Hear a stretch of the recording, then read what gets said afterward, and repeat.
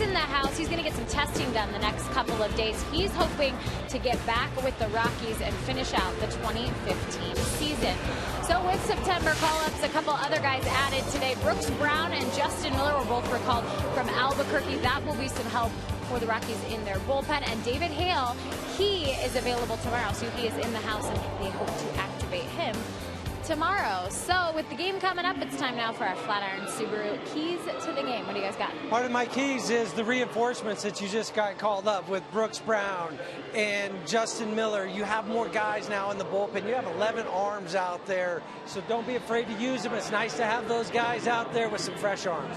For me, it's get on the board first. The team's been fighting uphill a lot of the season, especially here at home. Get out there, score early, and score often. I like it. Score early, score often, and even up the series. The Rockies took the first game come-behind fashion, and they let the Diamondbacks eat them up yesterday with winning both of them in the doubleheader. So today is revenge time.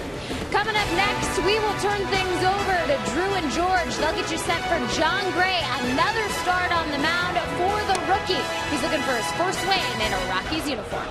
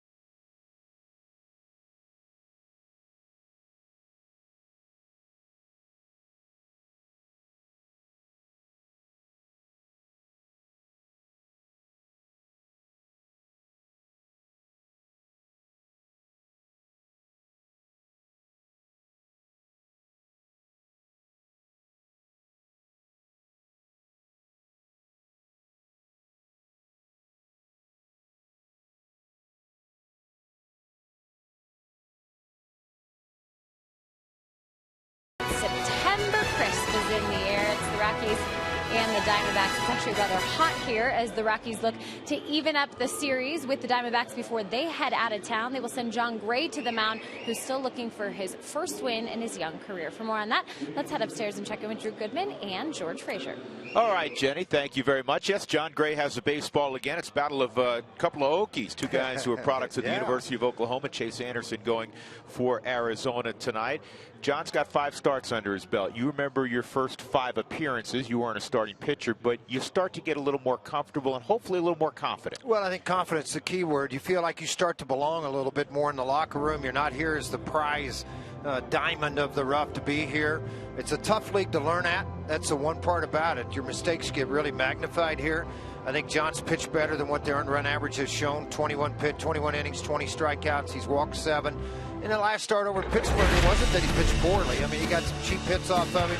It ended up 4 1/3, 7 hits, 3 runs, 2 walks. He did strike out 6 and 4 in the 3rd inning. And I think it's the confidence of challenging major league hitters. If I put it where I need to, those will fall in the place they need to be. Some days you're going to make those pitches down and in heater. Line drive hit to left field. The run's going to come in to score. But all in all, I mean, you know, John, I think this is just me talking, okay? I think it's hardest thing to know at 70 pitches I'm coming out of the game, but I want to get to the 6th inning one time. So, you know, I don't know if that's the thought in the back of his mind. It would be in mine. And I think it's something he's just got to deal with because that's the way it's going to be for the rest of the year. It's a big canvas right now. I was chatting with him briefly the other day, and he said, I'm just trying to soak everything in and learn, not only every time he takes the field, but the 4 days in between starts. Learning how to become a professional. I think that's the best way to put it, and it's a difficult way to learn up here because you're guided an awful lot at the minor leagues. Here they expect you to do a lot of this on your own and know what you're doing. And obviously for him, the expectations are very high. He has high expectations, and the organization and all the fans have high expectations as well. So John Gray will make his 6th start tonight. The Rockies concluding this 4-game set against the Diamondbacks. Colorado, Arizona. Come on back to Coors Field with us.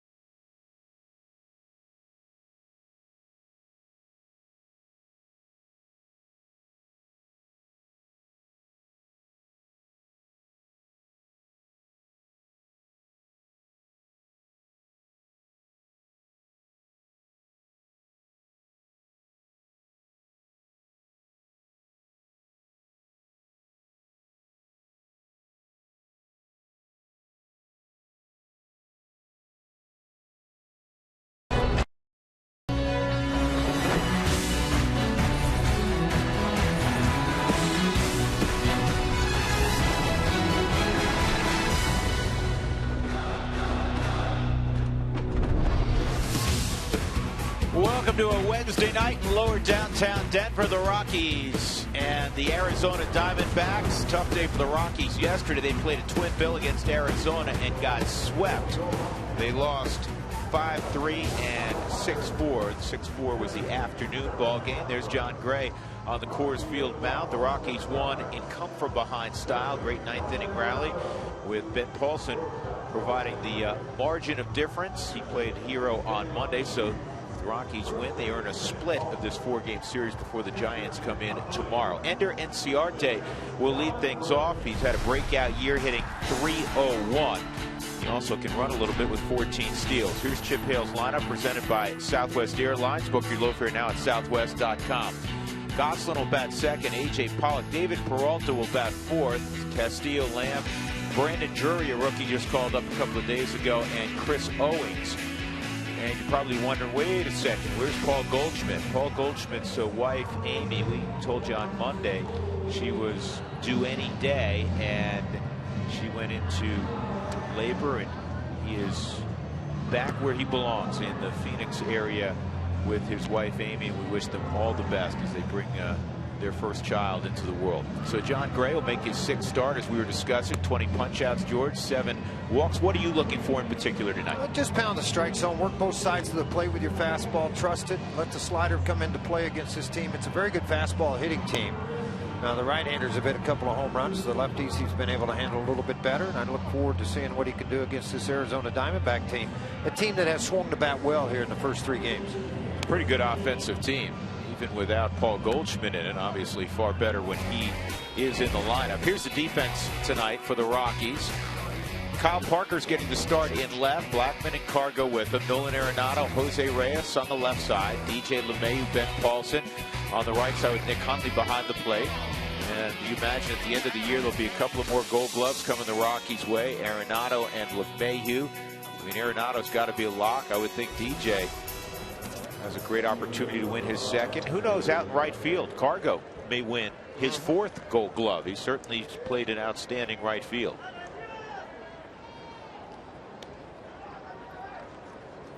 So here we go. Top of the 1st inning, and Ender Inciarte will step in against big John Gray, 6'4" and 235 pounds.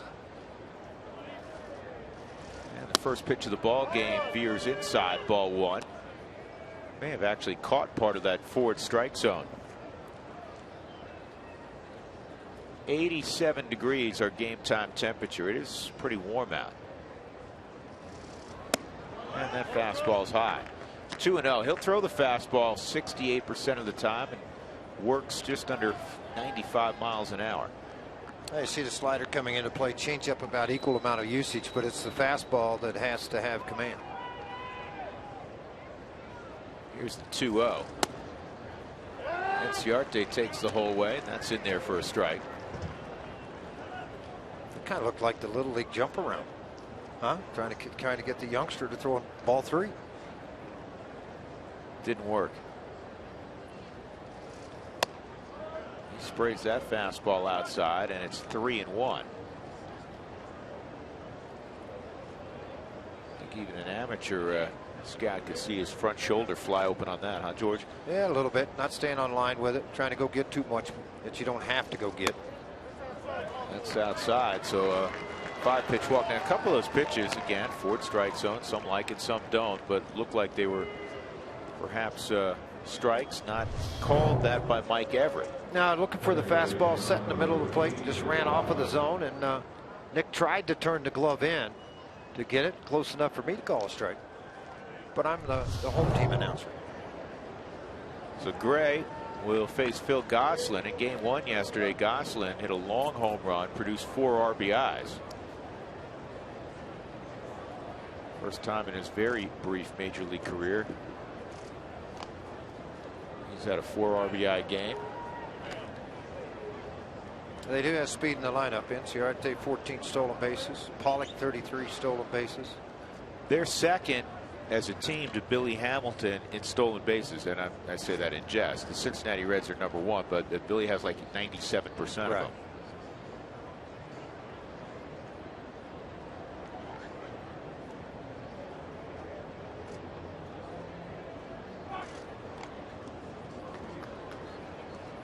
Ben Paulson, man, I may have to get a catcher's glove over here. Yeah. About 95 over the first baseman. Either that or a little padding, one of the two.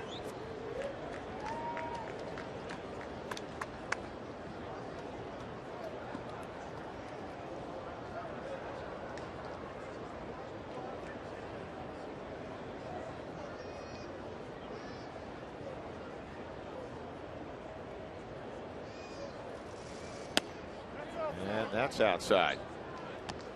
So John has thrown 6 pitches and only 1 has been in the strike zone.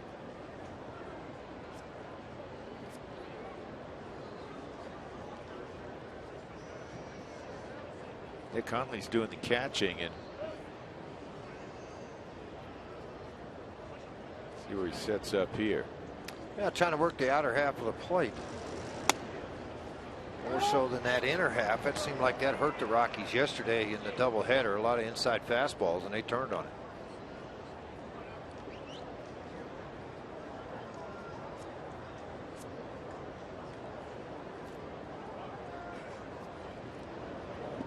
One and one. Gray works off the first base side of the rubber. And by doing that, a lot of times when you stay on line, it just helps you get to the outside part of the plate better. The thing you've got to be leery of is not getting a little what they call in pitching terms a head whack, where you pull your head off the line and it causes your front shoulder to fly out and you yank your breaking ball out of the zone consistently. So if you're going to work that side of the rubber, you really got to stay over the top a little bit longer and allow yourself to get straight on line. 1-1, runner going, base hit through the left side. Reyes vacated. It'll be first and third. Turned into a perfect hit and run.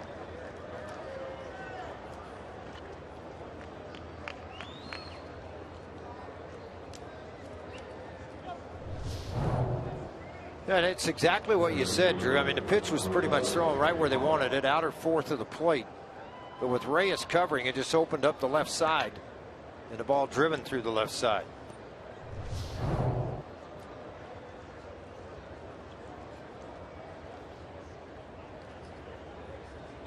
Rocky switched up the coverage there. A lot of times your second baseman will cover with a right-handed bat. Yeah, 95% of the time. So here's A.J. Pollock. And that off-speed pitch is inside on Pollock. And a lot of that thought process behind the switching of the coverage, you got a guy throwing in the mid-90s. Is that hitter going to be able to turn on it and take it through the left side of the infield? So you're trying to cover up the right side, where typically they would try to go with that pitch.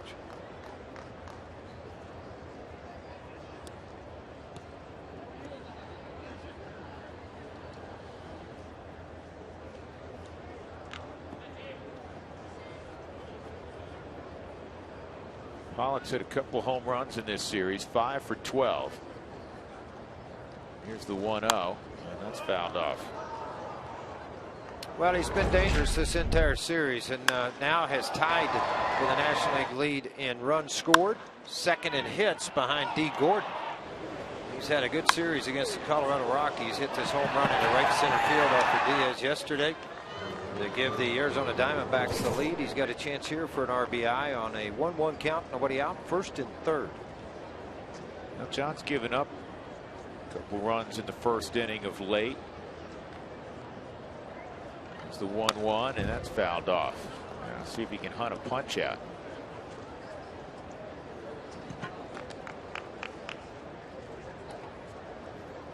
Runs scored leaders in the National League. Pollock on top. His teammate Paul Goldschmidt not far behind. Bryce Harper's had an MVP caliber season, and our old friend Dexter Fowler third in the league, hitting leadoff in that very potent and very young Chicago Cubs lineup.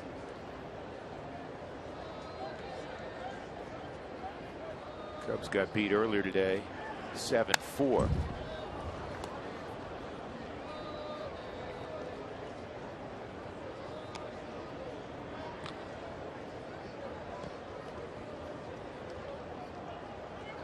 Dave McKay's watching an awful lot of signs from Andy Green and having a conversation with Gossett. Okay, long-time coach for Tony La Russa, all the way back to the Oakland days, carried on over to St. Louis, brought here 3 years ago. First and third, nobody out. Pollock at the plate. And another fastball's fouled off. This one at 96. John's very deliberate tonight so far, George. Pacing himself a little bit. Could be the heat. 87. maybe slowing the game down a little bit. That's the one thing pitchers have a very difficult time with, is slowing the ball game back down to your speed versus trying to speed things up and make a mistake.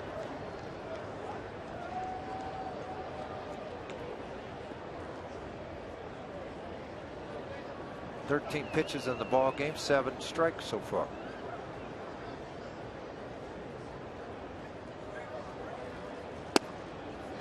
And that misses in. 2-2. See, and that's the type of pitch in Double-A and Triple-A that guys swing at. Here they just lay off of it. It's a hit. It's so nasty at 96 they don't have a chance, so they just back off of it.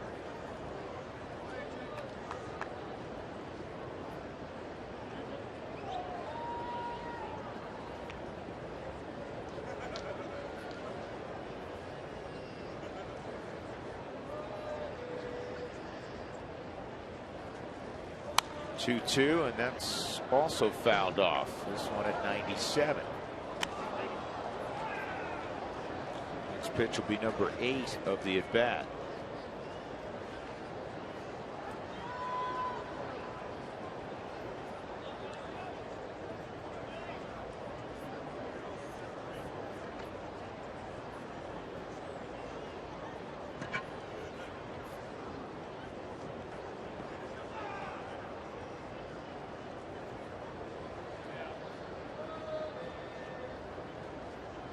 See if he goes slider here. 2-2 runner going, and that's fouled off. So Gosselin will come back.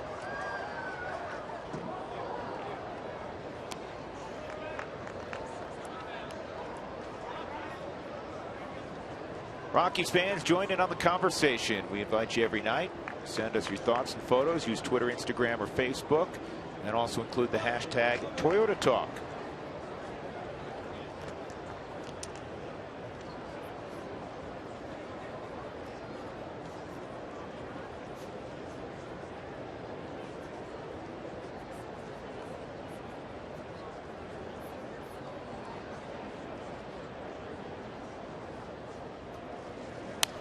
Boy, what a bat. Holy cow. Yeah. This guy's becoming one of the top players in the National League. 15 home runs, 60 driven in. We showed you the slew of runs he scored. He's batting .321. Plays an outstanding center field. 10th pitch at the at-bat's coming. Fed him an awful lot of fastballs, which he's been able to fight off some good ones and some bad ones.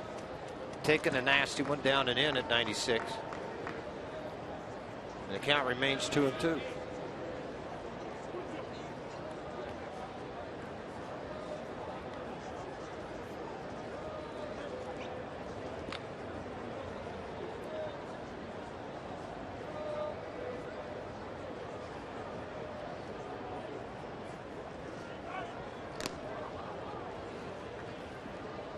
I'll tell you what, this is, I'm looking at the infielders. They're starting to move around a little bit. There's no tempo to this game. Well, the walk, the base hit, now you have a 10 pitch at bat, foul an awful lot of pitches. That'll have a tendency to back the tempo up a little bit. The good news is John, after spraying 5 of his first 6 pitches, is pounding the strike zone, but he just can't get a swing and miss from Pollock.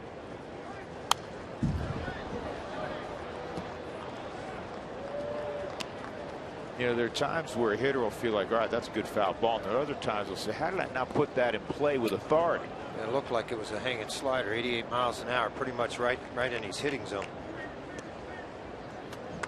But the velocity on his slider is a little bit higher than most people, so it's kind of like almost like a cut fastball at 88 miles an hour.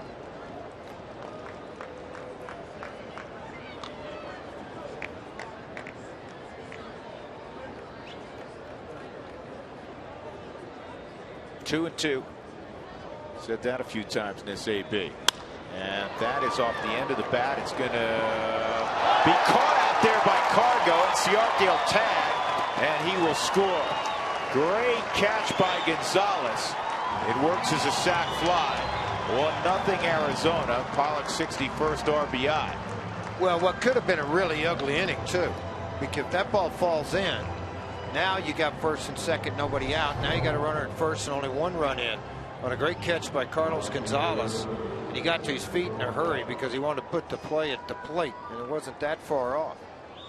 So now Peralta will come to the plate. The Rockies will imply the shift defensively for Peralta.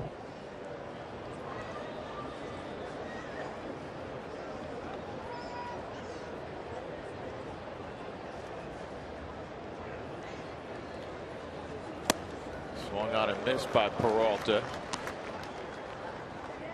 He's 3 for 9 in the series. Over his last 11 games, hitting .395, a couple home runs.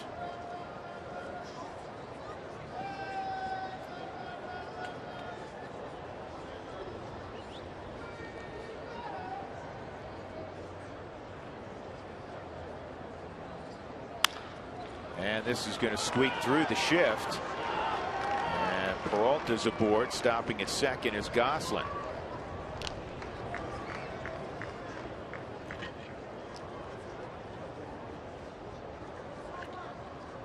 Well, Justin's not back, but he's getting closer. Fans remember that batting title from a year ago. Well, down at New Britain, he went 9 for 18. Couldn't have done any more offensively. And he's getting very close to returning. Who wants tacos? When the Rockies score 7 or more runs, go to participating Colorado Taco Bell locations the following day between 4 and 6 to receive your Rockies taco special. Liv Moss at Taco Bell. Here's a bigger version of Justin Morneau. He's raring to go. It's been a long time, and he's battled hard to get back on the field.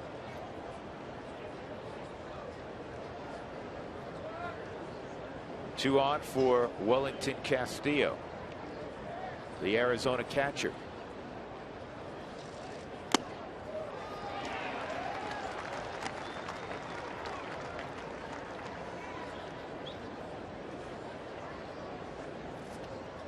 And a pitch total continues to climb. Just 1 out in the inning, 22 now. Walking leadoff man on 4 out of 5 balls, but he has bounced back to throw strikes. That one long at bat, when you're on a very strict pitch count, it really escalates your time in the game tonight. But I look at that at bat, and those are the kind of guys that he has to face and get out consistently to garner the kind of confidence he needs to be a big winner at this level, because those are the high quality hitters, the Pollock and the Goldschmidt in this lineup. He won the battle at that time, and that's good that he did. But I'd love to see him go out and attack the zone early instead of the leadoff walk. 2-strike count on Castillo. See if he can finish him off. They want fastball up, and it's way up.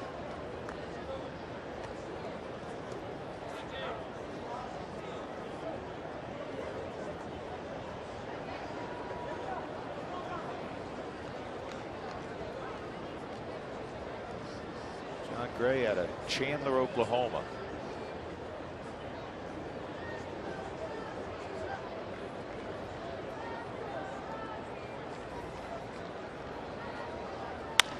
On the ground to short. There's 1 and there's 2. In the inning, there was a run on a couple of hits. Ultimately, a sac fly by Pollock scores Inciarte 1-0.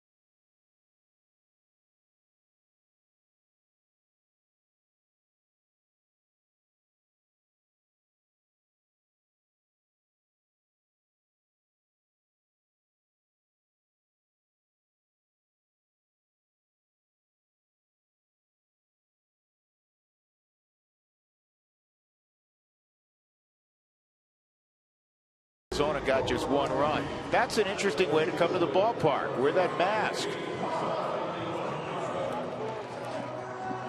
So the Rockies will try to get after Chase Anderson tonight. They have seen him before. Charlie Blackman's going to lead it off. Here's the rest of Walt's lineup, brought to you by Southwest Airlines.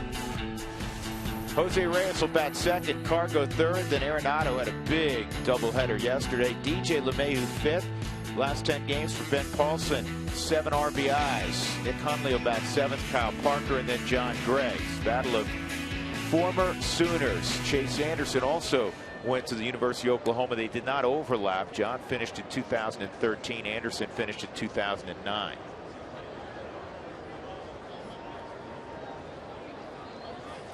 Anderson is a guy that has had a lot of trouble here at Coors Field. You look at his last start against the Rockies in this ballpark. 4 2/3, 8 hits, 8 runs. They were all earned, 3 strikeouts. He walked 3 and he gave up 3 home runs in the game. The Rockies beat him 10-5. So familiar. It's kind of, I wonder when was the last time 2 guys, I know not from Oklahoma, but a college had matched up. I know I was getting texts from everybody at the University of Oklahoma today. Boomer Sooner all night long. This one may drop. It will. Another leadoff hit for Blackman. Making a habit of that. Arizona defensively will have Inciarte in left field tonight.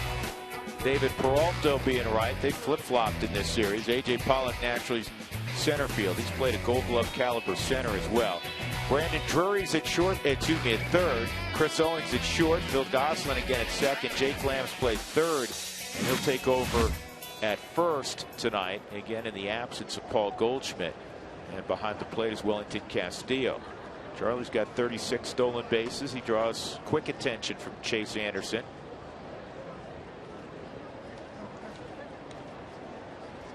As he should. Charlie with 36 stolen bases on the year. Jose Reyes has never faced Anderson. Yeah, playing on the East Coast and Toronto, and Anderson hadn't been up that long. He's had a lot of different elbow injuries dating all the way back till when he first signed to 2013. More of a strain, and had a lot of major injuries, just strains to the forearm, to the elbow. That's a great bunt. Stay fair. Grass, that spin took it off the grass, didn't it? That's just a no chance for a defender when you do that. Yeah, Jose, you can see him lift up the bill of his helmet, looked at Ewise at the say, I cannot believe that went foul, because when he laid it down, it looked like it was just going to sit in the grass. Well, yeah, exactly. And a lot of times, Drew, when that ball gets out in a foot and a half in the grass, you typically don't see it spin back that far into foul territory. It just got over the white line. They snatched it. Testing the youngster Brandon Drury at third base. Good idea, right? Yeah, he's tightened his defensive position up. Reyes does it again, but this one clearly foul.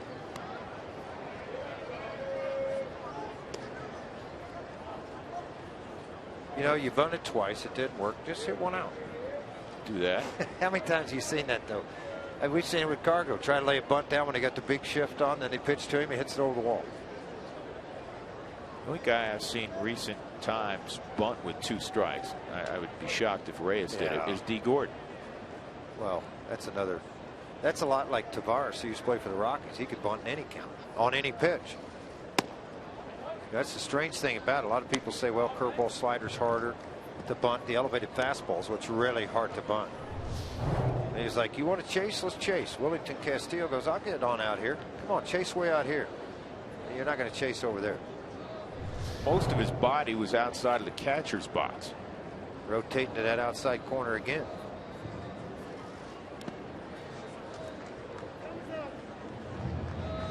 I've always been wary, George, of the meaningless waste, the waste pitch. Hate it. I mean, 0-2, so now we're going to fire one 4 stories too high or 6 feet outside. I mean, what's the point of it? Yeah. I'm not sure. 2-2, and that's loud but foul. Well, look back 2 pitches ago to where he was sitting up. I mean, we're talking about, okay, you think that's going to be called a strikeout here? I don't think so.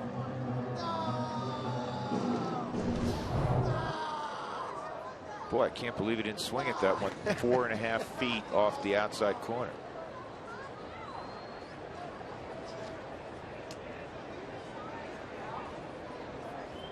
Two again, and 3-2. So Reyes.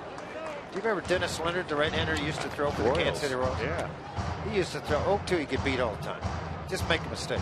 So Whitey Herzog told him, you throw another 0-2 pitch gets hit, trust me, I'm going to fine you $1,000. And in those days, $1,000 was a lot of money. First hitter's 0-2, he threw it 30 feet up the screen. Looked at the dugout at Whitey. Whitey was even madder then. See if Charlie takes off here. 3-2 on Reyes.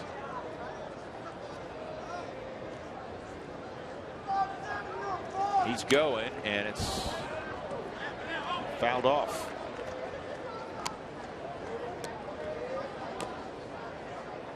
Well, Anderson made a start against the Oakland Athletics previous start. Went 6 innings, 5 hits, a couple of runs. He walked 1, struck out 3. And the Diamondbacks won that ball game 6-4. A lot better outing here, and better command of the fastball. And of course, American League, National League, you don't see a lot of these guys. More on the scouting report and film work than anything. Runner going again, and once again Jose fouls it off. You can get a lot of sprints in with a guy like Jose up at the plate, because it seems like he spreads wider and wider with 2 strikes, and then it becomes a handsy swing, so he can fight off a lot of pitches.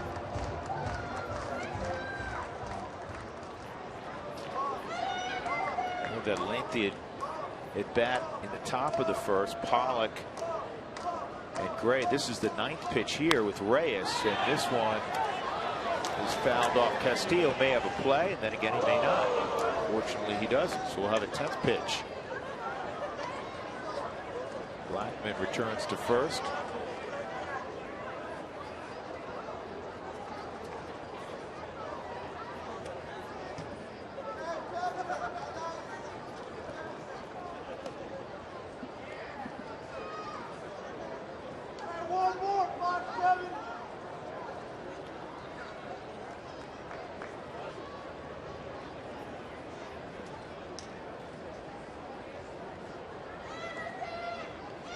Charlie goes, and this is bounced through the hole, and Blackman will go first to third. Terrific at bat for Reyes. And the Rockies had the first 2 aboard against Chase Anderson. Give them a little bit of their own medicine. Exactly how the game started for Arizona on offense.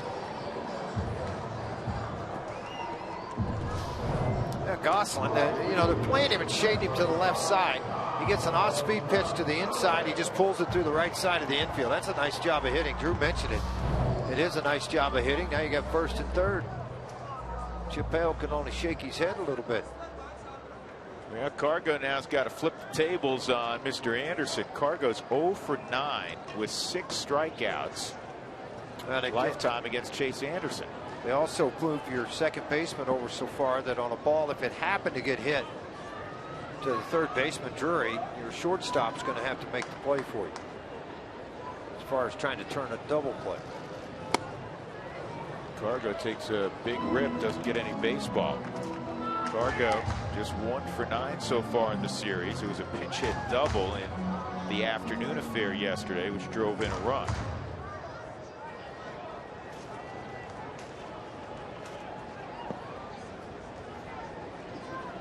One nothing Arizona, bottom of 1. And Cargo drives it high, deep center field, and it'll be tracked down by Pollock. And basically walking home is Blackman with the tying run. So Cargo ties it up with his 74th RBI. And Reyes went halfway and then had to return. A lot of times Rocky players, they'll get back on a deep fly ball, because if it's over his head, it's in the seats. If it's off the wall, you're probably still going to get to third base. And it's a sinker down and away at 90+ miles an hour. Cargo take its opposite field. Reyes did go halfway. a lot of times, though, you'd see him tag, get it back into scoring position, and eliminate the double play. So productive at bat there for Cargo, and here's Arenado. What an extraordinary afternoon he had yesterday and evening. 3 for 4 in the evening affair. He had a home run in the day game also, and this ball is hit in the air to center field. Did he see just it? missed it. Didn't see it. Well, he can't catch it anyway. You know what? He deked everybody. Oh my! I ain't seen that, Drew. No, I haven't seen that. He fooled everybody in the house. 2-run home run, Nolan Arenado. You know, I thought he hit it really well, George. I'm watching Pollock, and he's like, "Oh, this is a routine fly ball." How so I about thought that? he missed it. Is that not crazy? Guess he didn't miss it. And the Rockies are up 3-1. Stay hot, Nolan. And guess what? 100. He's got 100 ribbies. First Rocky since 2011. Boy, how sweet is this? I mean, I haven't seen a center fielder. Nolan hit it, kind of had a jump in him, and then watch Pollock. He's going to go back, and he's like, where is it? I don't see anybody. See it? And he's going to kind of get turned around. Oh, I can't catch it over there. Man, it has totally lost that thing up in the sky here at Coors Field. And this is a very, very good center fielder. Now let's take another look at Nolan's swing. He just squared this fastball up. Patting Nolan Arenado's swing. Dead center. Man, that's a milestone and a great one for Nolan Arenado. 100 RBIs. Third career home run against Chase Anderson in 15 at bats for Nolan. Well, our lows never stop improving. Stat of the night: single season RBI leaders. See all time each year what was produced. That is ripped into left field for LeMahieu. We'll go back to that graphic.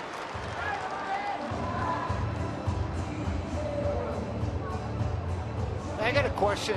Dante didn't win the MVP when he had 178, did he? No, well, 128. Is it 128? Yeah. 128. All right. Yeah. I got a little messed up over here. Can't see 178 would be like Hack Wilson territory. Well, 150 Galarraga, 140 Galarraga, Helton 147.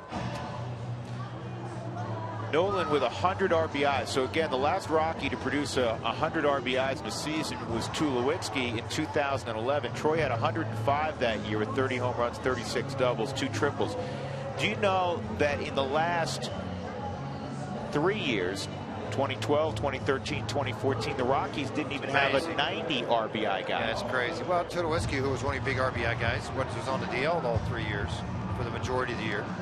Didn't play. Cargo was hurt, another 100 RBI guy. Todd was hurt, didn't play as much as normally as what you would see from Todd. So the Rockies have gone single, 420-foot sac fly, 430-foot home run, and a missile to left by LeMahieu.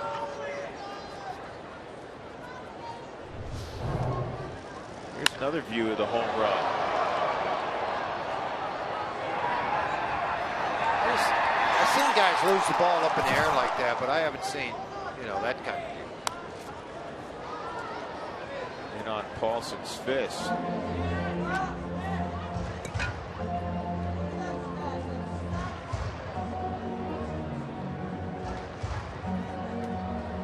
So Nolan leading the National League in home runs and RBIs. 33 home runs, 100 driven in.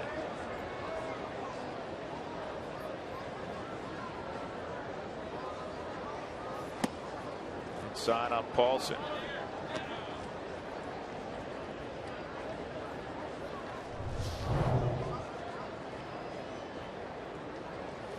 I mean, he had no idea.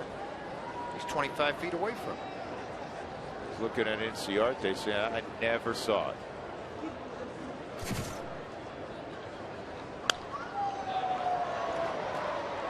Foul ground. This is a long run for Owings, and he's going to get there. That's a good play for Owings because they had the shift on for Paulson. That's like a 40-yard dash.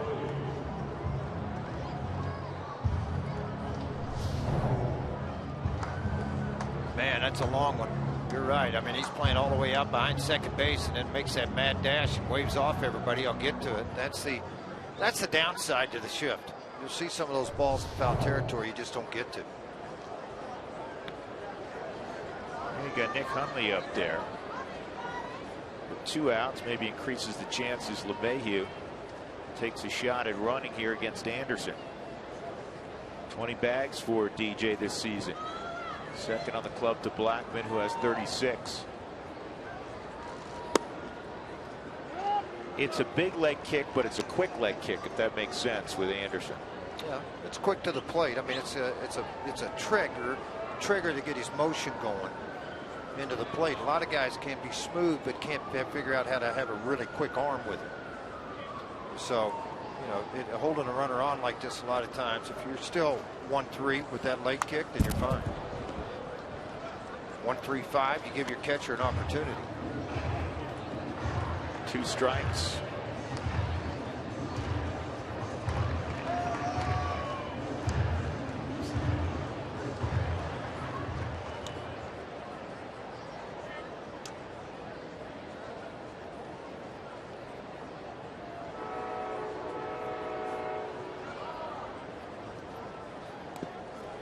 Breaking ball in the dirt. 1-2.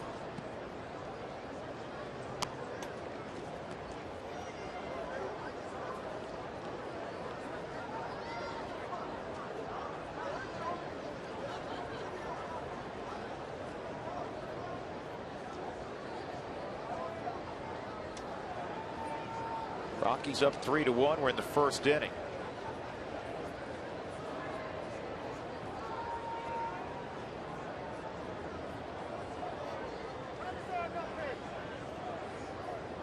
One-two's often a running count.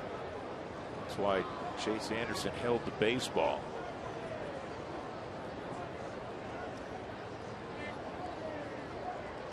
Only 1 for 4 against Anderson in prior matchups.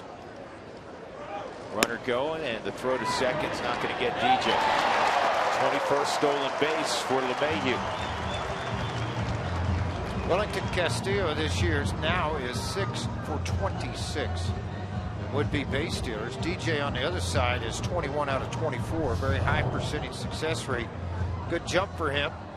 Takes off, one glance back, and then the slide into second. Throw the not there. Bounced on the shortstop side, allowed DJ to scoot into the bag. Now Ribby out there for Hundley. Count level at 2-2. Nick with 43 RBIs on the season.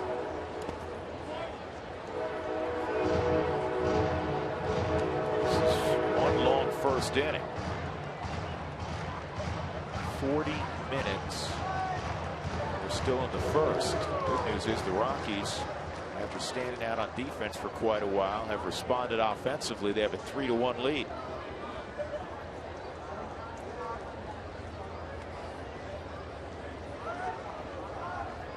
Nick enjoying the finest offensive season of his career. Here's the 3-2. And foul tip that's held by Castillo will end the inning. The Rockies get 3 runs on 4 hits. The big blow, Nolan Arenado strikes again. Number 33.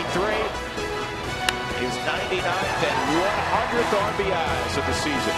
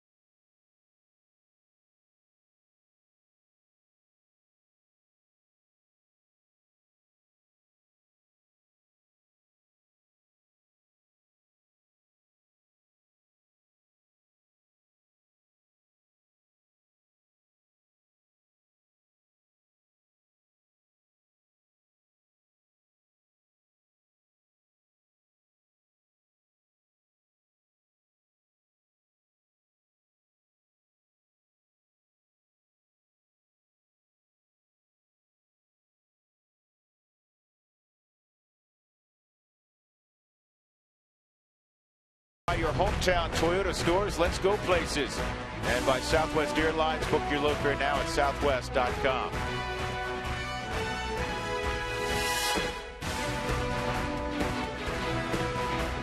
Rockies up 3-1 as we go to the top of the second. John Gray on the mound tonight for the Rockies. Kyle Parker. Excuse me, I'm looking at the wrong side of the book. Jake Lamb's going to lead things off. How about that? Again, yeah. Jake Lamb, Brandon Jury, and Chris Owings.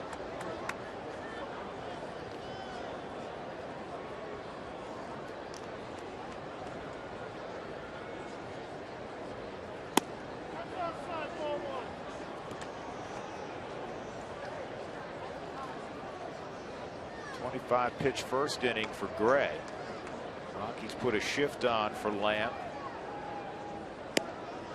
Yeah, that's called strike. Mike Everett's behind home plate tonight. Chris Siegel at first, Tim Timmons at second, Todd Tishner's at third.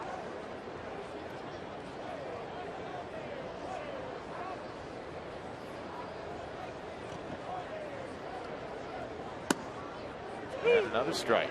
See, that wasn't a strike in the first inning. And I think a little bit of Mike Everett getting used to John Gray of where the ball's going to be. What's he going to do? Test the young guy. Boy, I mean, it was bad. I know when I came to the big leagues, I had one National League umpire look me right in the face and go, well, he's got 15 years in the big leagues. It's your second day. So just enjoy it. You got to earn your stripes. That's not quite the way it was or the way it is in today's game. Maybe he saw that it was a 40-minute, 51-pitch inning, too. Ooh, that's blistered up the middle, a base hit. So Lamb with a leadoff single. Well, and John Gray's seen a lot of these guys. Spring training, the PCL. I mean, you know, the Arizona Diamondbacks are in Reno. They're in Albuquerque. So you see these hitters, they have reports. Guys that have been called up lately. Jake Lamb was down for a little bit on rehabs. He could have faced John. Well, a lot of the young guys, George, as you know, get to know each other for three reasons. One, they train at the same complex, even though there's not a ton of overlap, but they play each other a fair amount. Well, the minor leagues really do. Especially in the minor leagues, absolutely. This is Brandon Drury at the plate. Well, not only that either, Drew. I mean, the college guys, if they're any good, which most of them are, they play in the Cape against each other, the Northwest Wood League against each other, but the select summer teams. Yeah, but these two see each other every day. They see each other every day. They both play against each other in the PCL. And the third thing is, if they are in the AFL together, the Arizona Fall League, they play on the same team, the Salt River Raptors. Right.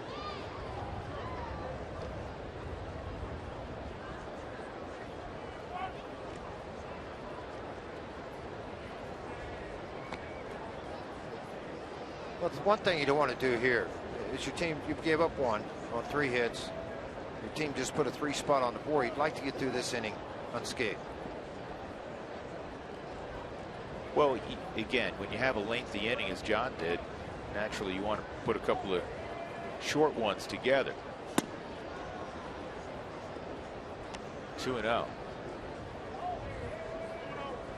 Does it feel like he is taking more time between each pitch tonight than he has in the past? I try to watch a little body language too at the end of that, see a little bit of disgust. I think his command's not what it normally is. It's frustrating him a little bit.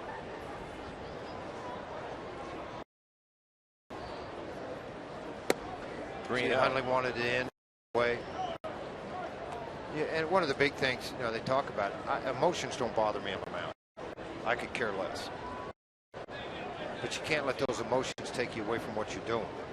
And I think that's, you know, I like a guy with a fist pump when you get a double play to get out of an inning, get a big strikeout to end an inning. I don't have a problem with any of that. Some people go, oh, I don't like that emotion like that. Well, what's the difference in that and the guy flipping his bat and standing at home plate for 10 minutes when he hits a home run? Listen, if emotion works for you, I agree with you. It'll motivate you. 2 on, nobody out for Chris Owings. Second walk issued by Gray.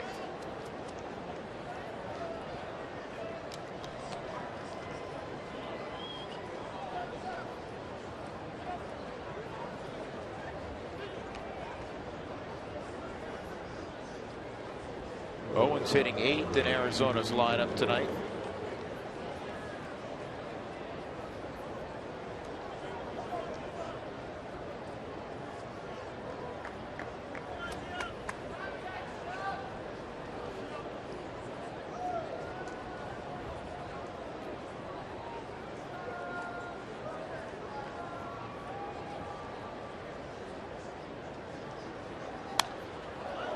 Fouled off.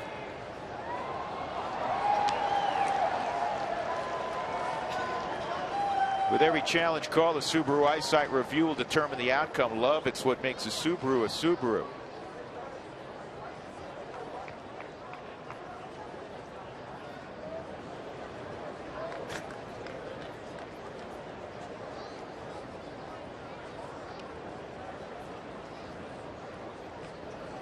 The 1 strike delivery, and that's in there. 2 strikes, 96 on that fastball.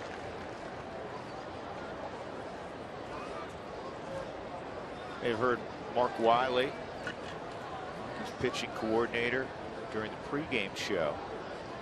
A long chat with Mark on and off the air. He had a wonderful point about fastball velocity that I know you'll agree with, George. When you look at the great ones like the Kershaws and the Greinke's, you know, they'll work around 92, 93. They have the ability to go get more if they need it. But commanding 93, which is still a plus fastball, is the whole key a lot of times to those guys' success. The ability to throttle back and hit your location. But know that you can go get 95, 96. It's great when you have to go do it. And you know, the more I see now, that's going to be a shot right back up the middle. Lamb around third, he'll score. 3 straight have reached against John Gray here in the second. Single walk single.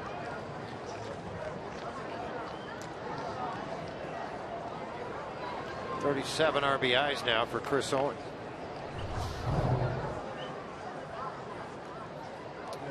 Wanted that pitch more on the inner half of the plate, stayed out over, is down. But major league hitters, and talking to a number of scouts and executives, you could throw 100. If they know 100's coming, if you don't locate it, they're going to hit it. And I also think as pitching has evolved, George, here's the pitcher Anderson trying to get a bunt down. As pitching's evolved and we see far more guys 95 plus than in your era, the hitters evolve also, and all of a sudden, guess what? They're figuring out a way to catch up to 95 plus more frequently perhaps than they did when you were playing. Well, we're training kids to throw hard. We're not training them to pitch. And I'm talking about 6th, 7th, 8th, 9th, 10th, 11th, 12th graders, college guys. We're not teaching them how to pitch. We're training them to throw hard because that's what's going to make you money. Plain and simple. It gets you signed. The gun gets you signed. And Huntley's going to get the force and double play. Off the bag. According to first base umpire Chris Siegel, DJ thought he was on the bag. He's going to check it. I think he's right. It's funny. DJ's waving toward the bench, and then he realized time hadn't been called. I got to make sure Brandon Drury didn't try to move up. Now, Walt's waiting on the call from upstairs. We'll see if we can get it here. Ball's in the glove, toes on the mid. He's out. See if the toe's still on there.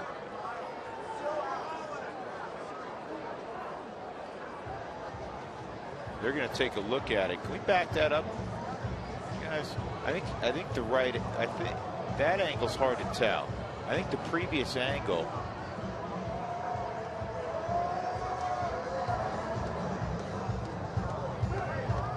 See, I think the toe's still on there. And just from this angle here, that's what they're looking at up on the scoreboard here also. So this one, I don't know if we're going to be able to see ball and glove. That's a problem.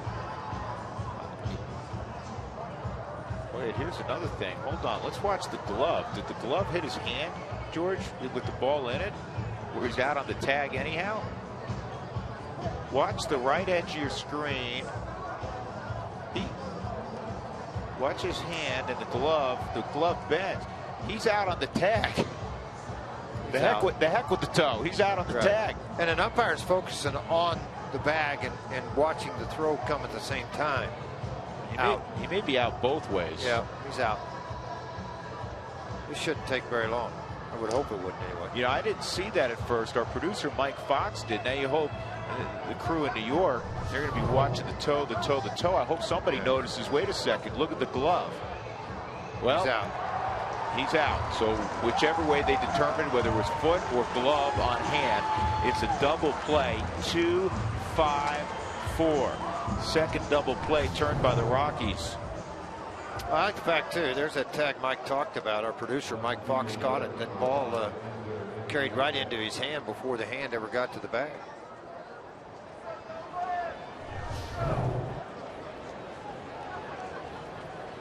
That's up play Nick Hundley, too. Came up from behind the box, one look, fired a strike to Nolan, allowed Nolan to get in a good position to throw a strike to first. Ender Enciarte at the plate. He walked leading off the game and would score. 3-2 Rockies leading in their first strike because Enciarte has played so well. Pollock a fixture naturally, and Peralta's backed up what was a good rookie year, played well. Yasmani Tomas, who they spent over $60 million on, he's played one game in this 4-game series. He started in game one yesterday in the afternoon, then he came out. Right. This ball is hit pretty well, and Blackman going back, and Charlie will run it down. That'll end the second inning. 3 straight reached initially, and that produced another run for Arizona. Rockies in charge, though, 3-2.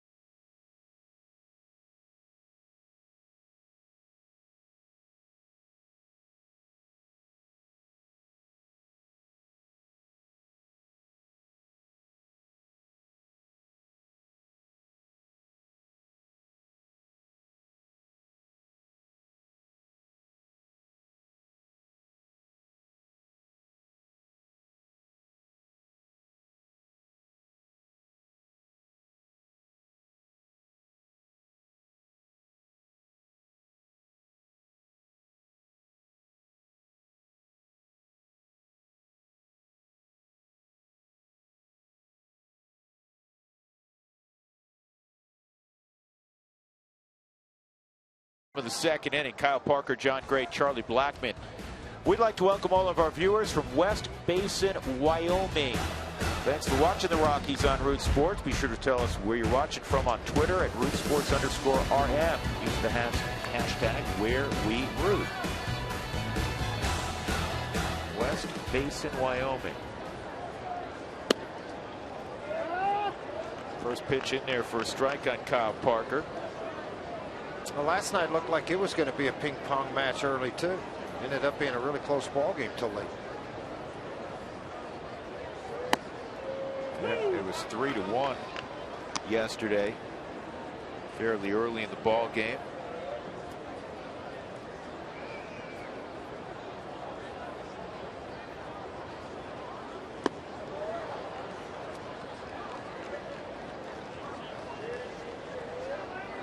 Parker gone, 1 out, and that'll bring up John Gray. Second strikeout for Chase Anderson.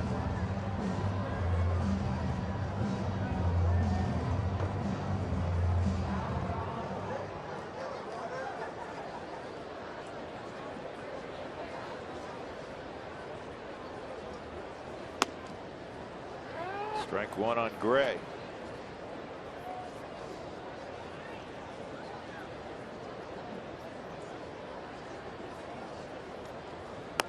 The first time through the lineup, Anderson was all strikes.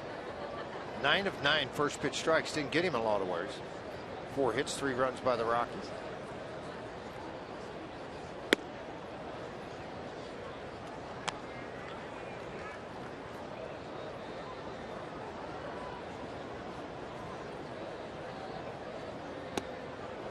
And Gray's gone.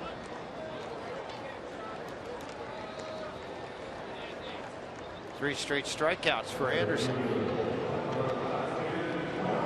Charlie Blackmon led off the bottom of the first with a loop single to center field. And on a personal level, I'd like to see Charlie get to 300 on the season. Tonight, game number 132. 30 ball games left after this evening for Colorado. I like the idea of getting to 300. I also like 2020. Got 15 home runs. I like to see him get lucky or whatever you want to call it and hit 5 more. Have that 2020 with over 30 or more stolen bases and 20 home runs. Pretty good accomplishment. Yeah, and I think it would be if he did go off with the home runs, George, he'd end up 20-40 because I guarantee he's going to get 4 more stolen bases. Yeah, I do too. Big great. He had a great second year of consistency of what he had in an All-Star year a year ago. Yep. 1-1 on Chuck Nasty. On the corner, called a strike.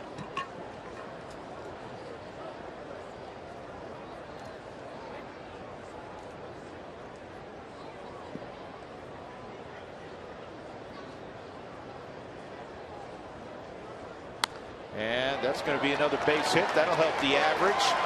Charlie hard around first. Now picks it up. Peralta's throw. Safe. So a leg double for Blackmon. Peralta made a really good throw. It was interesting because Charlie came around the bag hard at first, hesitated for an instant, and then turned it up. Got thrown out yesterday trying to stretch a single into a double. Yeah, he did. Part of that is he's got everything right out in front of him. And I think he wanted to let Peralta, if he gave a glance up, a lot of times base runners will try to deke the outfielders. And then as you go into second, you look for the positioning of the defender to see where he's fielding the ball, whether you slide outfield side or infield side. Charlie took the infield side and safe at second base. Ooh, ooh. I don't know if he was or not. They're not going to check it, though.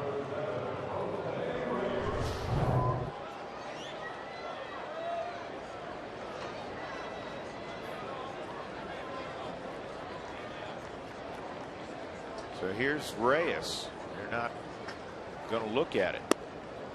Jose with a base hit in the first inning.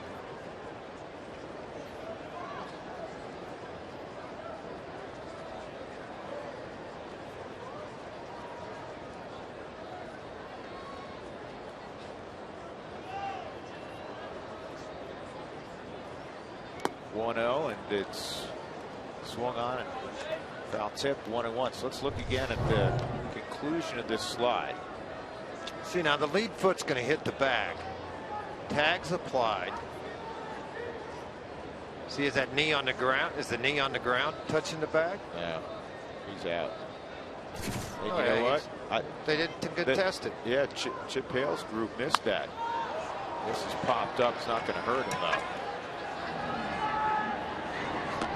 Chris Owings makes the catch. Charlie left at second base. We'll go to the third. Rockies leading 3-2.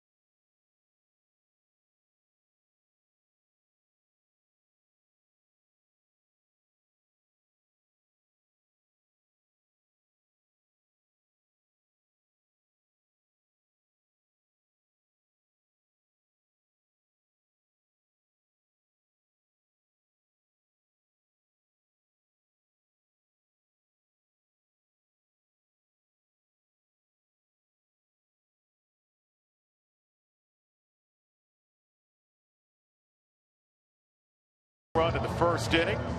Time for you to tweet your strongest fan photo. Use the hashtag RMDataStrongFan, and we may get you in an upcoming game broadcast. It's brought to you by T-Mobile.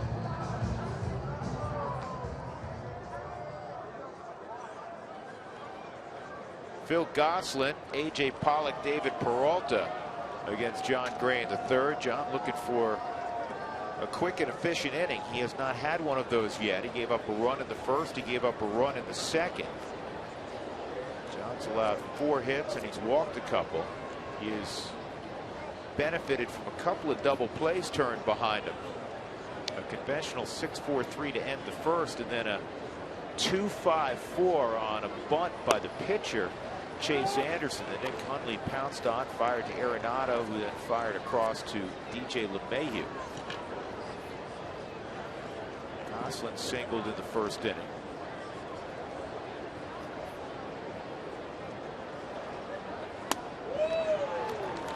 That's the best slider he's thrown so far.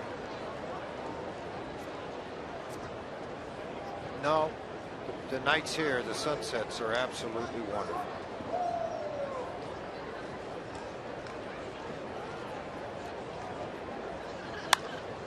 Another slider, and this is in the air toward the line. Cargo chases and then makes the catch.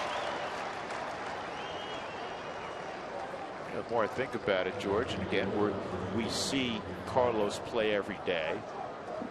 We see a lot of other outfielders in the division, 19 times. You know a better right fielder in the business? No, there's not. I mean, particularly when he's healthy, look at all the diving catches he's made of late. The plays going into the stands, the throws at the plate. When healthy, I mean, it just takes care of everything else for Cargo. And the outfield arm that most won't run on, and when they do, oftentimes they're out. It's not like people are not aware of his defensive abilities. He's won 3 Gold Gloves already. Hopefully he'll win another one. Pollock, the sac fly to Cargo and right now is the beautiful catch he made. And if you think about it, if Cargo doesn't come up with that catch, it's a run in, 2 more guys are on base, and there's still nobody out against John Gray. And at that point, John had probably thrown, what, about 23, 24 pitches? Yeah, he had. Yeah, and he's at 47 right now. That's pitch 48 for him. Now, one more look at this, what Drew's talking about, this great catch. Cargo on a great break comes in and catches it. Otherwise, the runs in first and third or first and second, no out, maybe first and third. So it's a great catch. Saves you pitches, saves you an out. That's fair. Right on the chalk. Extra bases for Pollock. I'm gonna be glad to see this guy leave town. Man, he's had a series, hasn't he? He's had a season. Wow. He's had a series and he's had a season. So Pollock a 1-out double, and that'll bring up Peralta.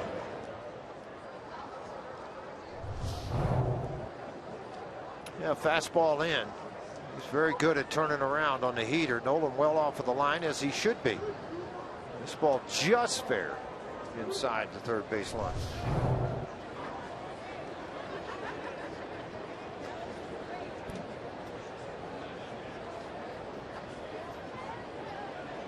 Peralta single in the first inning.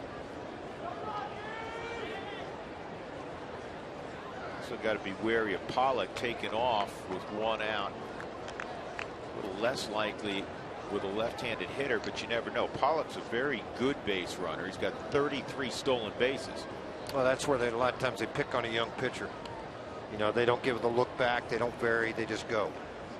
And you start to time that a little bit, and that's when you can get hurt, get the stolen base. Left or right-handed hitter, doesn't matter.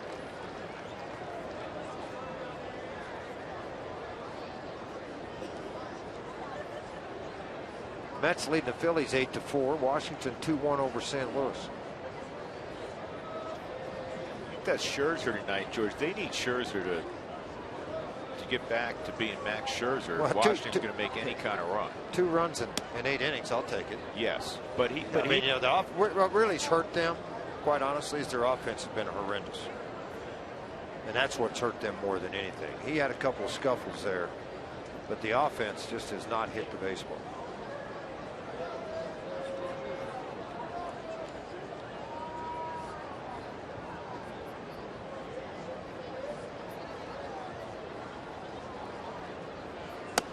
Yeah, he went. did. Yep.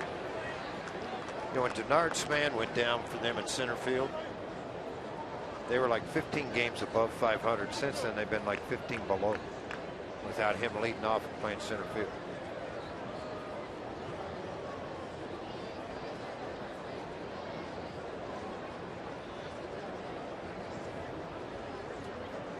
Span done for the year. He came back for what, a couple games? And not even that. This is hit hard. Nice pickup by Paulson. He's going to need some help. Gray. And we haven't seen the call yet. Was that an out call? Yes. Okay. Couldn't tell. Chris Siegel was trying to get around David Peralta. And Peralta's kind of hanging around the bag. Chip Hale's smiling, and he's waiting on his video guys. And Chip Hale's like, did you see it? Gray must have been a little late. He wants to look at it. He just waved him over. Yeah, he did. He didn't break initially. Yeah, nope, he did not. Ball's hit to the right side. You got to break immediately. Not sure why the umpire's standing in the middle of the line. Yep, Gray got his foot down first. Yeah, he sure did. Watch the umpire. He's like, get out of my way. I want to do this.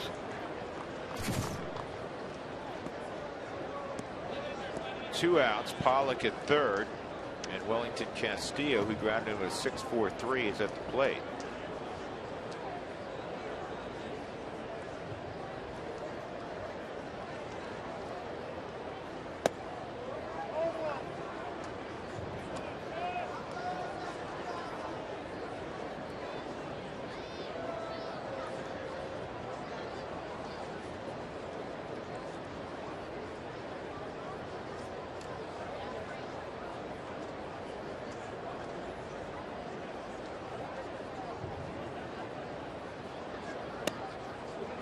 That's 2-0.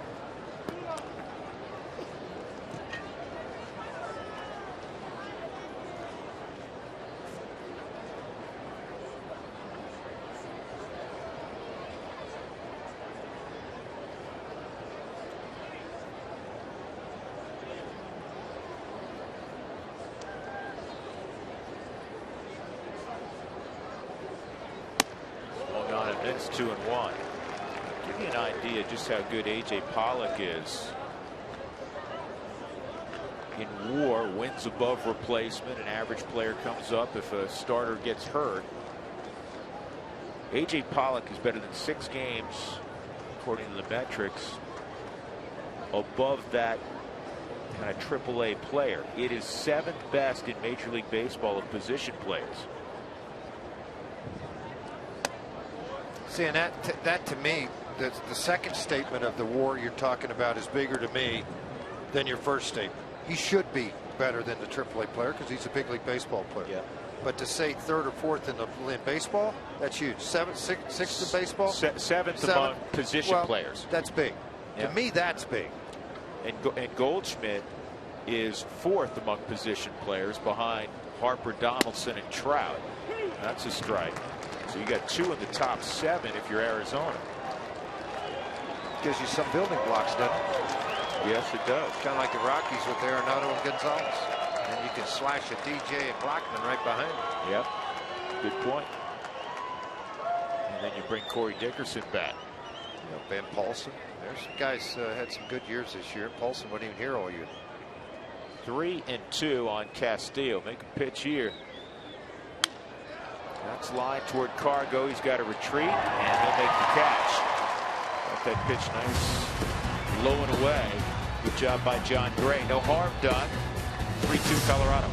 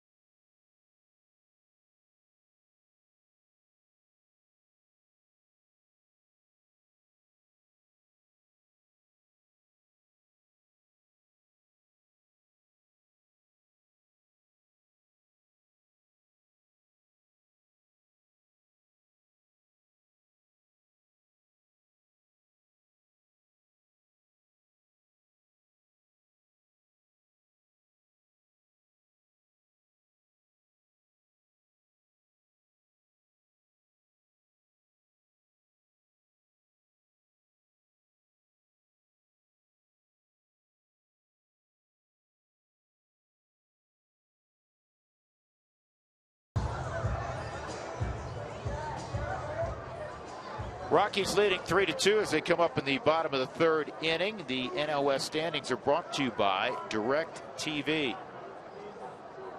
Well, the Giants have lost the first two in Los Angeles, and they have to face Clayton Kershaw tonight. Great matchup yesterday. It was Greinke and Bumgarner, and it finished as most people thought it would. 2-1, one way or the other. It went in favor of the Dodgers. So it was 3.5 at the start of that series at Dodger Stadium. It's now 5.5. The lead for LA over San Francisco. The Giants will be here the next 4 days. Cargo swings and misses. He had a ball about 410 feet his first time up to drive in a run, a sac fly to deep center field.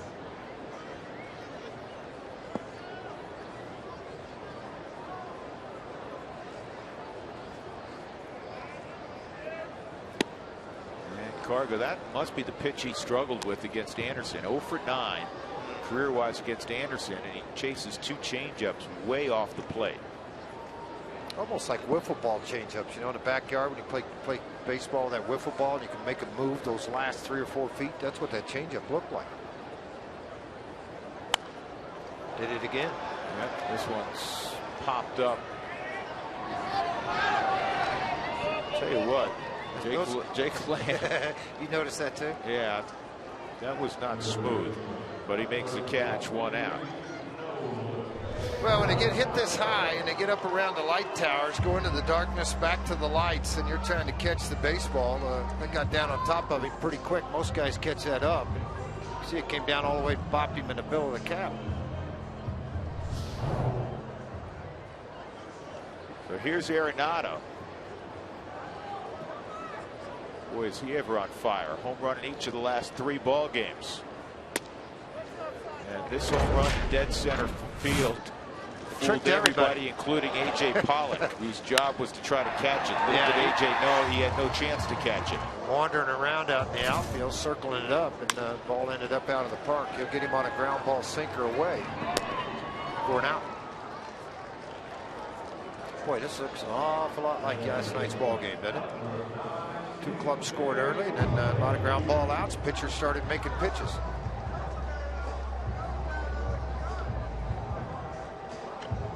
Well, the Brewfest is just right around the corner. It returns Saturday, September 5th. Purchase the Brewfest ticket package to enjoy beers from over 15 regional breweries. And vote for your favorite brewery to win space for tap space for April of 2016.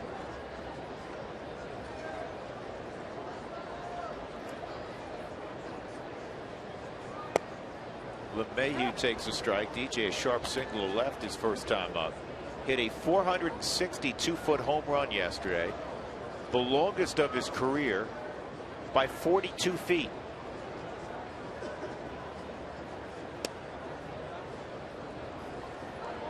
Some long home runs yesterday. Kyle Parker hit one 466 feet.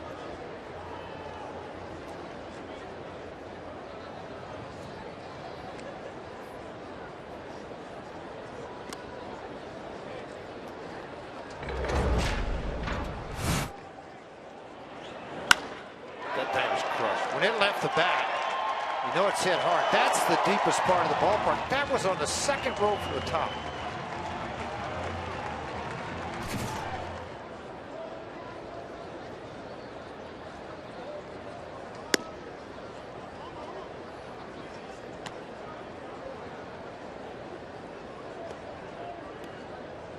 I will say this, George, with some of the analytics, and I know you're really old school with it, and I respect that. And I'm kind of probably 60% old school, 65% old school, and maybe 30%, 35% some of the analytics, because some of it to me is just stating the obvious. Right. But here's one that I want to know what they put in, because I'm just looking at this list of WAR. Andrew McCutchen right now is 26th in baseball, and he's listed at 4.44, which, you know, Andrew's at least 4.5 games better at this point than somebody would have brought up. That's going to be another base hit for DJ. But they break it down: offensive WAR, defensive WAR, and then some other measurements.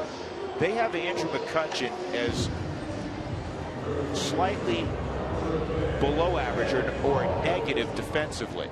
Who was it last year that they had defensively? Maybe Cargo. that was in the bottom half defensively on the WAR side of things that he was not a good outfielder.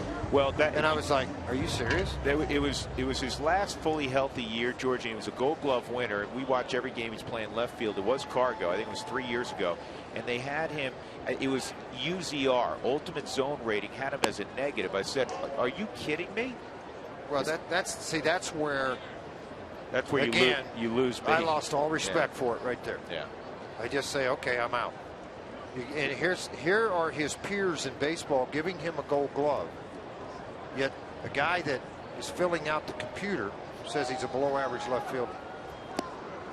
Okay. One ball, one strike. I have a tough time with that. Well, we watch Andrew McCutchen. We just watched him for a few days. We've seen him enough. You tell me Andrew McCutchen is a below average outfielder? Right.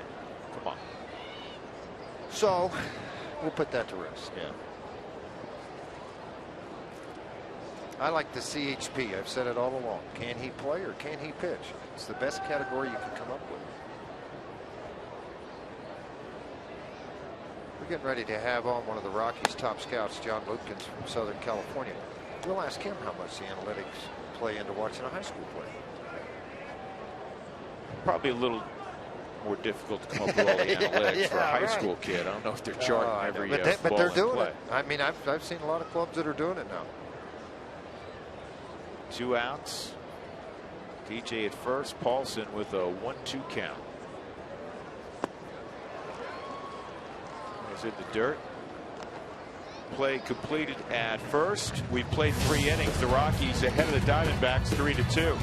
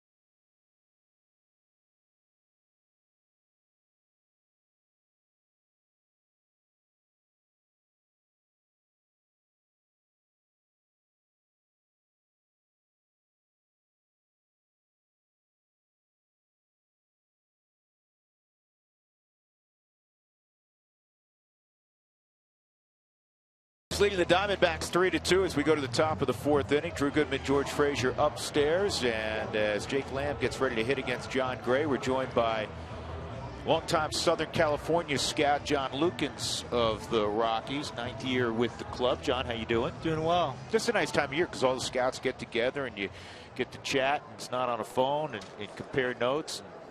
It's just a good time of fellowship, hanging out, camaraderie with the guys, going over the process, bios, administrative stuff. Yeah, and sitting there in the room in June going, are you sure? You're saying we ought to. That's fun, too. Yeah, it is. Particularly when you get to put your tab and go, yeah, I like Arenado. I like Garneau, and I like Bergman, and I like Matzik. I like those guys. Yeah, the lifeblood of any organization, especially in this game, is guys like yourself who put a lot of miles on cars. Now, you have an interesting spot because you are in one of the great hotbeds for players. I think it's one of the top. For sure, Southern California. I cover Orange County, San Diego, Riverside County, kind of 605 East. Yeah, so it's a hotbed for baseball, a lot of talent. Well, you got the college and the high school. It's a good mix. I mean, you've got a lot of really good players. You know, and it's really a high school heavy area as well. I only have 5 Division I's in my area, so I enjoy the challenge of getting to know a high school player. It's been fun. And that's hard to do because they're so protected, right? You got to start the process early. Yeah. Get to know them, get some history with them. How early will you identify a potential draftable kid? Usually we have an area code games that takes place in early August in Long Beach, and so that's kind of a good time. I am one of the coaches actually on the team, so I get to get in there and get to know them on at an early stage and get some paperwork filled out and see how they react in the dugout. I'm going to ask you to tell a story about a guy who's not a Rocky, but everybody knows who he is, Giancarlo Stanton, because as the story goes, Stanton, is a football player, basketball player, and a coach, correct me if I'm wrong, kind of talked the area code guys into having him come down. They really weren't aware of who he was, and then he showed up and he's hitting balls in the parking lot. From what I hear, he wasn't in my area. I was actually with the Red Sox working in South Florida at the time. But yeah, I've heard similar stories. He was a football heavy guy and kind of came on late. Yeah, Stan Meek's a good friend of mine, the scouting director with the Miami club, and he did a similar story what Drew's talking about. It's kind of like, wow, who's this monster?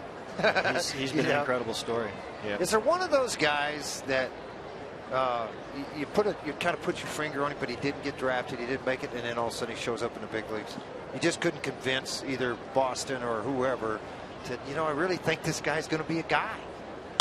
When I was with Boston, I missed out on Chris Johnson by a pick, but he ended up making it. But as far as that goes, I haven't really focused on that too much. Just kind of the guys that I've drafted and stay with, and I've been blessed to draft some good ones. Yeah, Tyler Matzik, and I assume because they're your babies. I mean, I was talking to Damon, who's now a cross-checker, Damon Iannelli for the Rockies, and he is still in he should be. Very proud of drafted Corey out of a junior college in Mississippi, and what Dickerson has accomplished. And I know it's been a rough year with injury. You stay in touch with the Tyler Matziks, the Nolan Arenados? Yeah, I do. Mostly in the off season with Nolan and with Tyler. I try not to call him too much during the season, but I just ran into him today in the dugout. And he's fun to be around. It's almost like the same guy he was in high school in a lot of ways. That is so youthful. Yeah, that's an outstanding bunt by Chris Owings. Got to pick it up if you're Nolan and flip it back to John Gray. So two on with one out for Chase Anderson. People forget about this, but his little brother's a pretty good player too. Jonah's a very good player. Jonah's did well at San Francisco. Different body type. Much more of a late bloomer as well. Probably didn't have quite the feel to hit as Nolan did in high school, but he's got some upside. He's got some power. Those two guys are very close. Lived together during spring training.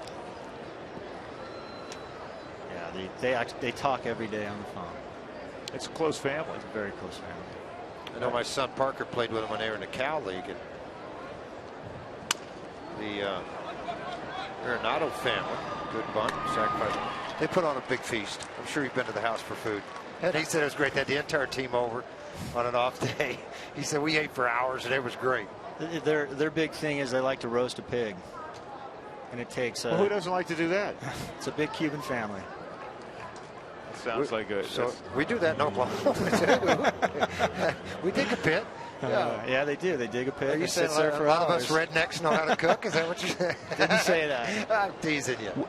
When you were looking at a kid, let's say it's a high school kid, for argument's sake, when you were grading, you put a first-round grade on him. Where you put, he's 5 through 10. I mean, how do you break it down when you submit your report on a young man? So we have a roll system, and we typically, it's first, second, third round. We'll put on a guy, and then it's groups after that, 4 through 7, 8 through 13, and 14 plus. Okay, so yeah, there's different groups, and the number kind of dictates where you put him in that group, what group and what role you put him in. Now you have Orange County, as you mentioned, zipping up to Westwood and downtown to see USC, I'm sure, as well. How many miles you put on a car? A Southern California scout, I think typically will put on between 30 to 35,000 a year. Right. It's all highway. You ever compare notes? Traffic. Yeah. You ever compare notes to your colleagues who are maybe working the Dakotas, Montana, that area? This ball's hit on one hop to Reyes. That'll end the inning. Good job, John Gray. You ever compared how many miles?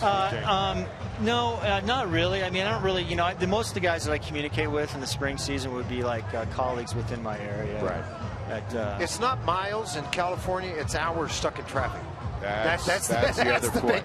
Yes. Hey, John, thanks for coming by. This is great. I appreciate it. Thanks for having John Lukens, John Lukens covers Southern California for the Rockies. 3-2 Colorado.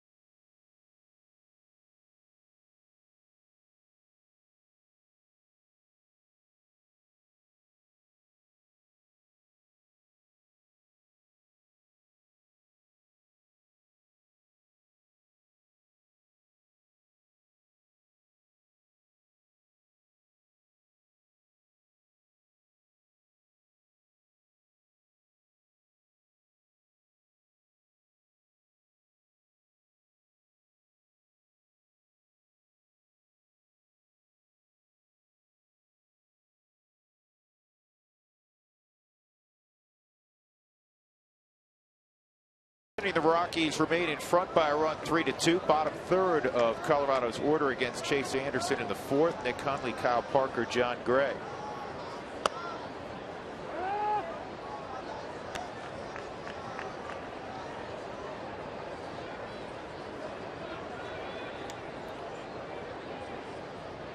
One on Nick.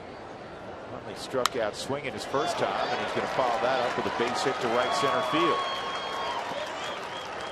So for the Rockies, that's their 7th hit.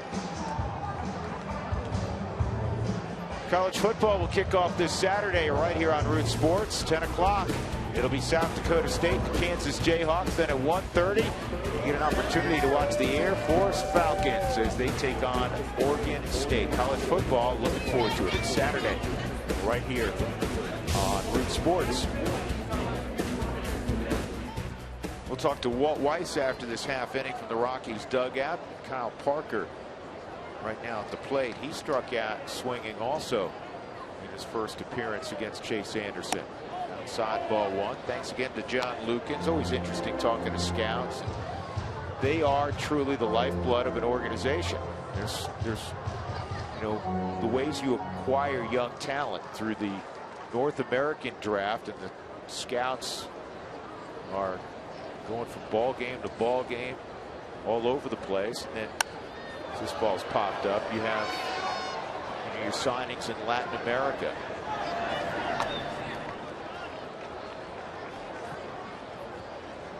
And that requires a great deal of scouting also.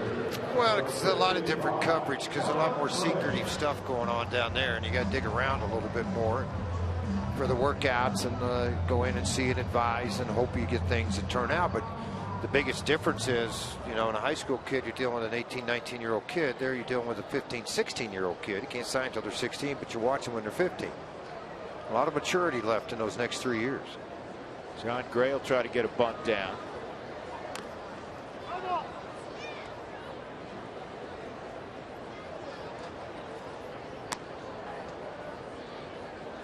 John's done a heck of a job in Southern California.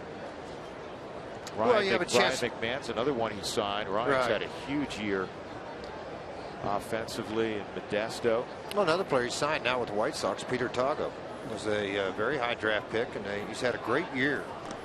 They Rule 5 team, the White Sox did, off the high A team, and he's had a great year. Going to the AFL and the White Sox organization, John picked him off. He's back 94, 99 again. You know, when you're in that area, that type of area, it's similar to being the Dallas area.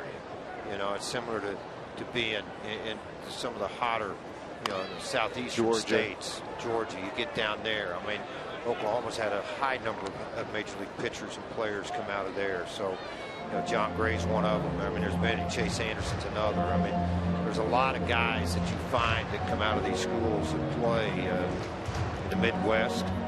But Southern California has always been and always will be. And I think part of that is a high number of junior colleges. Well, they play a lot of baseball there too. As you know, George, if you're going, and that's a great point also, but if you're in covering LA and say Orange County, between Cal State Fullerton, UCLA, USC, just take those three schools. Every kid that signs there has legitimate aspirations of playing professionally. Well, don't forget Pepperdine. Well, you got that right there. I mean, Pepperdine's Malibu, there. sure, yeah. I mean, you know, Santa Barbara. I mean, you got all you got a bunch of those. You got Irvine right there. I mean, you know, well, you got Dustin Darno. And then if you go further south, obviously in San Diego, you have University of San Diego, you have San Diego State.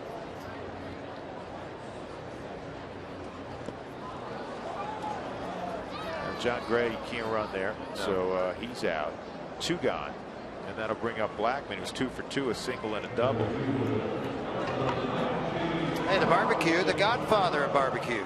Johnny Trigg will be here making a special appearance at Coors Field on September the 4th. Come out and meet Johnny and sample some of his legendary ribs.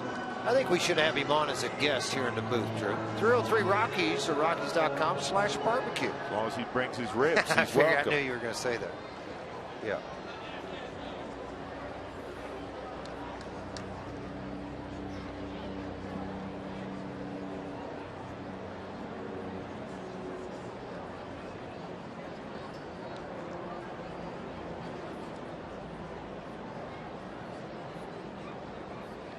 Outside.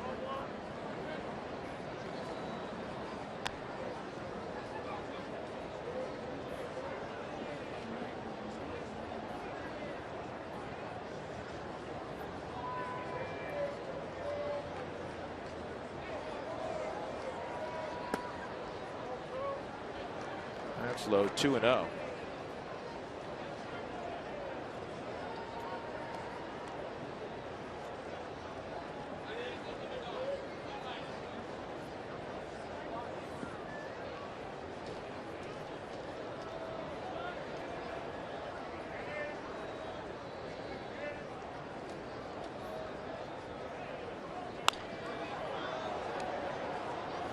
Hot pop, shallow left. We'll talk to Walt Weiss in a moment. 3-2 Colorado.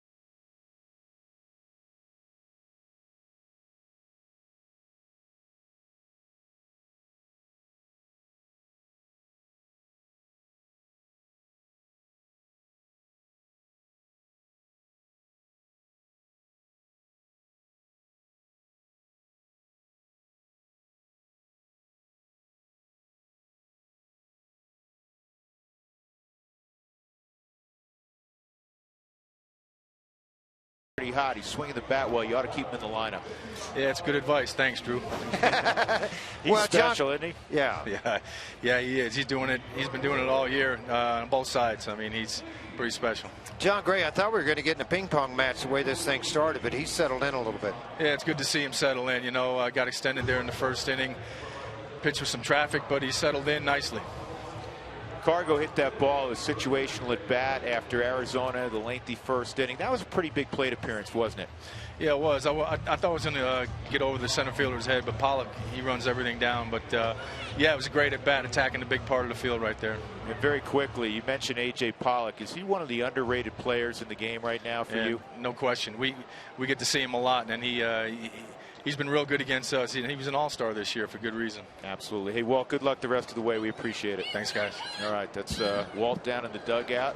The Rockies are ahead 3-2, top of the 5th inning, and John Gray's pitch count around 68. So, you know, this conceivably could be all for him, and hopefully it's quick and efficient. Well, and he's going to see Gosselin, Pollock, and Peralta, 2, 3, and nobody's 4. up in the bullpen. That's a good sign, too.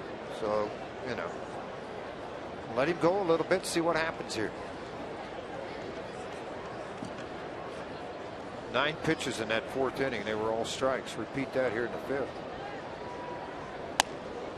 And that's a strike to start out the 5th inning against Gosselin. A single, and he hit a fly ball that was caught in foul ground by Cargo.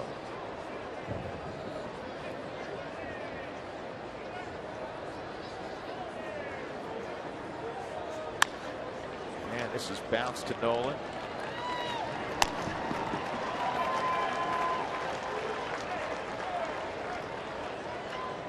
One out, and here comes the aforementioned A.J. Pollock.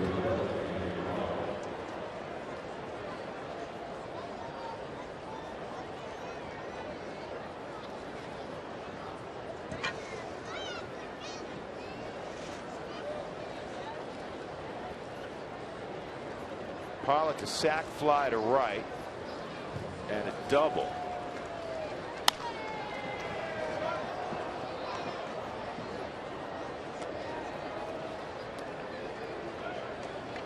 Rockies trying to earn a split in this 4-game series. The Giants are in tomorrow to begin a 4-game series. And if you're wondering about Madison Bumgarner, he will pitch on Sunday.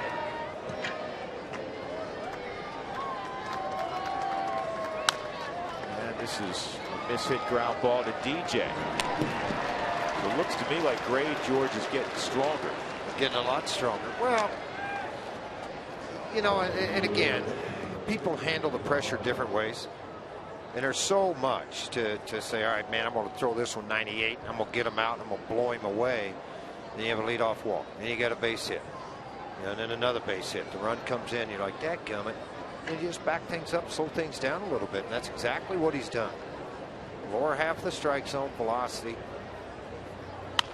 Peralta is going to pull this one into the right field corner. Turning it up. He's going for 3, and the throw to third. Not going to get it. Triple for Peralta.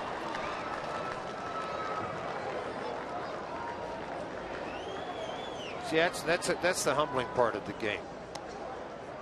You get 2 quick outs, and then all of a sudden this guy takes you down into the corner, who can run a little bit.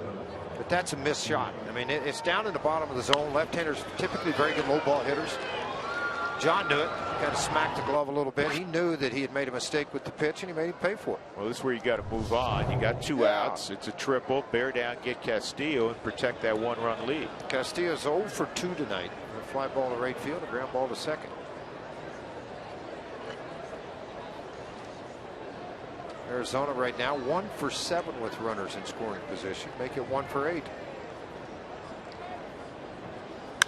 Ground ball to third. Diving stop, Arenado. Saved a run right there. What a gorgeous play by number 28.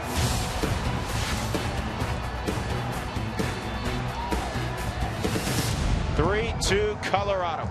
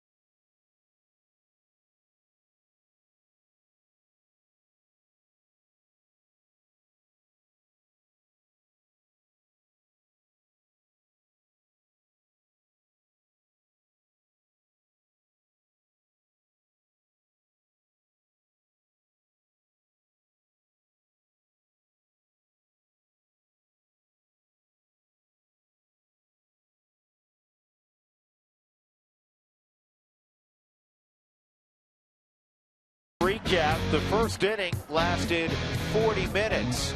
The Rockies took a 3-1 lead at the end of one. 2-run home run from Nolan Arenado. Arizona's got one of those runs back. Charlie Blackmon's having another very solid ball game, and John Gray settled in nicely. 3 shutout innings after giving up a run in the first and a run in the second. Jose Reyes here in the bottom of the 5th. Cargo and Arenado against Chase Anderson. And the first pitch from Chase Anderson's in there for a strike. Anderson went to the University of Oklahoma after junior college. He's not from the state of Oklahoma. He's from Wichita Falls, Texas. And the story has been told more, and it's such a touching story about Chase Anderson. He lost his dad suddenly in 2013. He was extremely close with his dad. One of the common bonds in their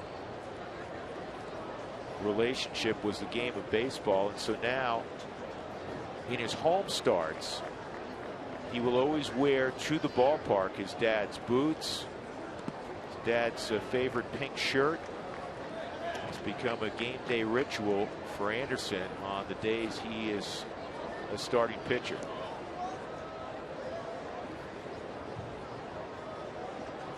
Two and two on Reyes. Reyes a single in the first after a long at bat, popped to short. And Jose hits a slow roller up that third base line. Safe at first. Reyes can still move. A lead single for Jose Reyes.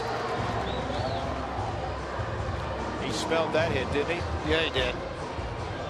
Tell you, he can eat up some ground in a hurry when he turns it up. You can see where Drury's playing deep. 2-strike count. Comes in, fields the baseball. He did everything fundamentally sound as a third baseman. But Jose knew coming out of the box, I got a chance. He moved it hard up the line. Speed never does have a bad day. Typically it doesn't. You know, I've always said effort doesn't need to take a day off. It's not that hard. You run hard 90 feet 4 or 5 times a ball game.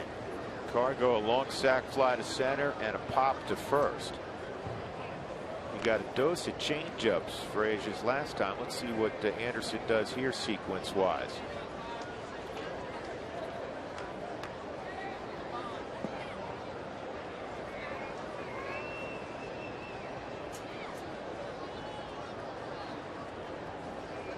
Well, they keep going away from him with off-speed stuff, change-ups. They do it here to throw a ball. But if you look at Cargo's chart of where he hits a lot of the home runs, there's only about 5 or 6 on the inner half. The rest are all the way up, down, but he's handled the ball away from him very, very well. Yeah, when we show Nolan's, they're more middle in, and Cargo's more middle away.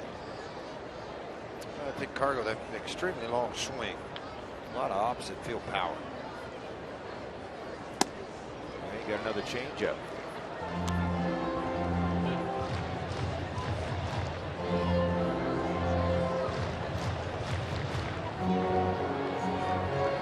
They flip that around, as Drew's talking about, middle half in, even up or down. It didn't really matter with Nolan at the plate. I know Cargo's hit a couple of balls out, George, on pitches that were out of the strike zone away. This ball is lined to left, and it almost ate up Inciarte. I think it got up in the bank of lights. A couple of hard outs tonight for Cargo, and there's one out, and that'll bring up Nolan.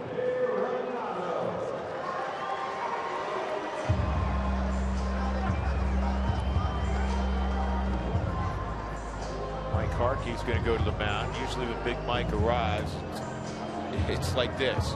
It's like the father talking to his son, and it's a one-way conversation.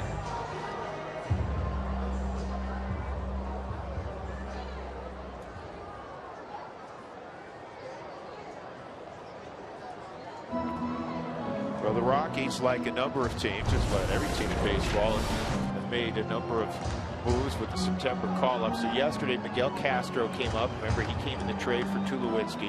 Rex Brothers came back. Second time Rex has been with the big club this year. Christian Adames back. Willeen Rosario back. And then today, the Rockies made a couple more moves. Brooks Brown, who's battled some injuries this year. Brooks is back with the Rockies. Justin Miller, who has spent some time in the big leagues this year, is back. as well. David Hale was placed on the taxi squad. He'll be available tomorrow. Saw David at the clubhouse today, in fact. Here's Brooks, former #1 pick of the Arizona Diamondbacks.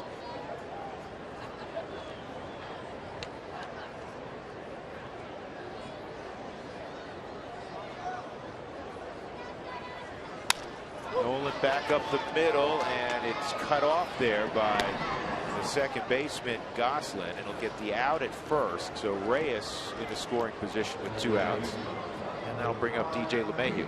LeMahieu with a couple of hits in this ball game. So it's an opportunity for DJ to drive in his 52nd run of the ball game and give the Rockies and John Gray an extended lead. There's nobody throwing in the bullpen. To me, it's good news because it looks like John will come out to pitch the 6th inning.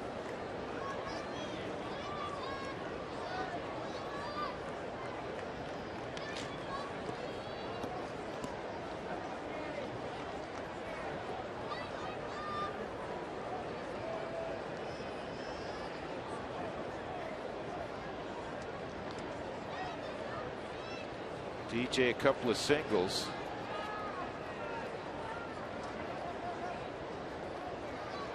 Oh, Reyes nearly got caught, taken off for third. I had a couple of jumps there and then a snap back, but they're, you know, a lot of times defensively teams will stay very wide to cover up the holes. For one simple reason, they're just not going to move defensively. They'll let you get that big jump. Here's the thing about it. You concern yourself. That's what happened right there. You got to center field, a long run for Pollock. Reyes. Now he's going to circle third. Obviously, he'll hold.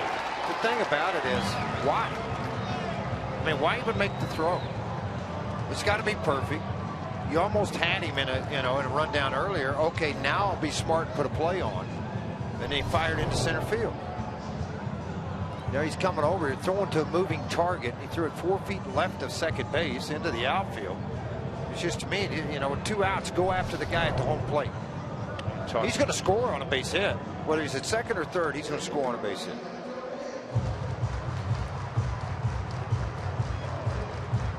Anderson's supposed to throw that right over the bag. He missed, as George said, by about 4 feet.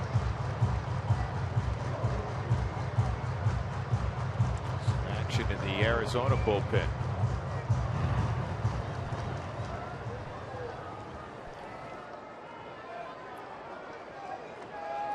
DJ with Reyes now at third. Rockies looking for a 2-out knock. With 2 outs, runners in scoring position, all DJ LeMahieu has done is hit .483 this year. 21 RBIs with 2 outs. Nolan. Near the top with the club. DJ, a guy that goes to right and up the middle a lot. That middle is wide open in this infield. Outside.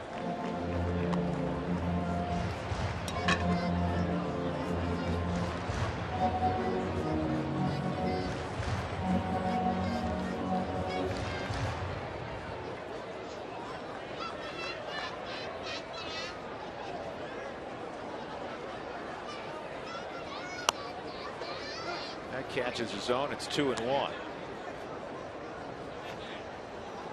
Rockies leading 3-2. 8 hits for both sides. Chase Anderson, John Gray, a couple of former Sooners matching up at Coors Field. Final game of a 4-game set.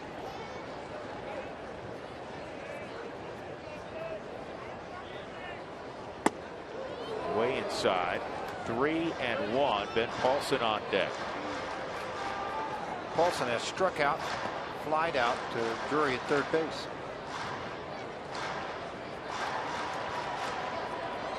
It's getting near Paulson time. Beyond being close to that latter part of the ball game, he seems to come up with big hits.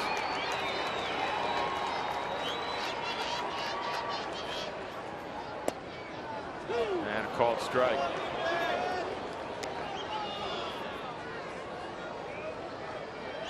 Silvino Bracho continues to throw.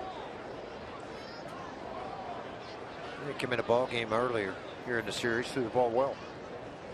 I was hoping we get to see A.J. Schugel, the right-hander from Highlands Ranch. Dad used to scout for the Rockies, now works for Cincinnati. Georgie, the night is young. It is. 3-2, and that ball sliced to first, and it's handled there by Lamb. That'll end the inning. So Reyes would reach third, and Rockies couldn't cash it in. It remains 3-2 as we go to the 6th inning.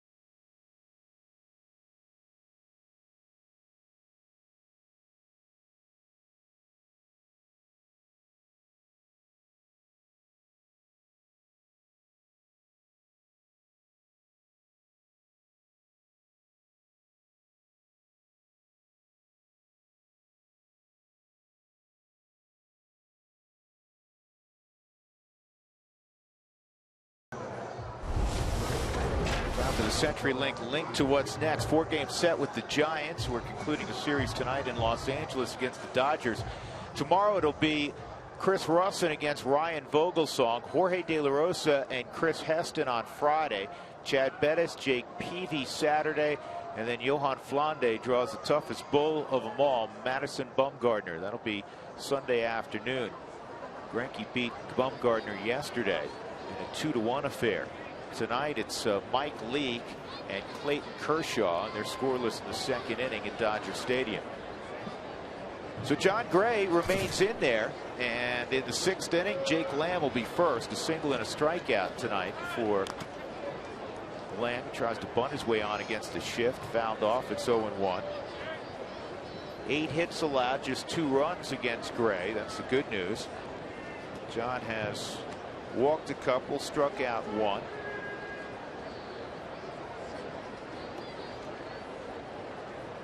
.75 pitches in.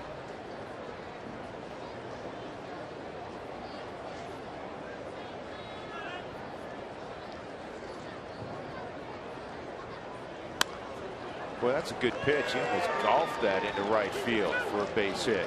And they're going to challenge Cargo's arm. Throw to second is not quite in time to get Jake Lamb. So it's a leadoff double for Lamb. I don't even think that this pitch was a strike.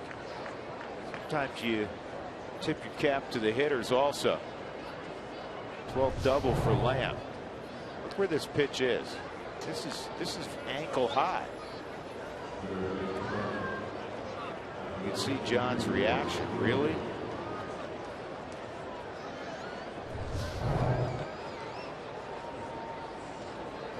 That's why it's a misnomer when you hear people refer to every extra base hit or home run given up as it was a mistake by the pitcher. There was no mistake. Let's see if he stays on the bag. Tags applied, hand, knee. It looks like he never. A lot of guys slide over that. You know what? The Rockies are asking the umpire crew to take a look at it. At first look, it looked like. Well, it looks like the hand stays on it, and then as the hand crosses over and gets loses contact with the base, looked like the knee may have come into it. Maybe it did. See, the hand's still on. Time for a Subaru review. Whether you're on the road or at the game, everybody could use a second set of eyes. Okay. On the bag. On the bag. Oh, you know what? That side of it tells a different story, doesn't it? That is why you got to look at every angle, George. And they get every angle. Show that one again. OUT, you're out. I don't think you can get better than the one that the truck just showed us. This one you can't tell. Can you guys freeze it in the truck? Right. The shirt. There he's out. Because I don't think the thigh has touched the bag yet. No, I don't either. No, he's out. Unless that left hand is still right around. You gotta look. And now it's free of the bag. Yeah, look, he's out. There's nothing on the bag there. It's like a half an inch, but he's out. Be another outfield assist for Cargo. We're trying to sell let's it. hope so. Get him another Gold Glove, right? Let's hope. Yeah, let's hope that's the call. You know, when you guys break down outfield arms, we always show two categories. We show arm strength naturally, and we show accuracy. Cargo has both. He does have both. And the other thing I break down out of that, angles to the ball. Because in this ballpark, there is angles. In a lot of ballparks, there are. But if you're accurate with your arm, and you've got strength of arm, you're going to be a pretty good one. That's why all those guys with strong arms play right field. Cargo started out in left field because he had such great range and could go and cover it so deep. This one's taken a while in New York. Didn't take us long, did it? No, we already had him out. They just haven't called us yet. Here we go. Safe. You got to be kidding me. No way. Huh. Well, the guys in New York obviously didn't get the look we got. Maybe they did and couldn't be definitive, so they didn't ring him up. How is that not definitive? I don't get that. I don't either.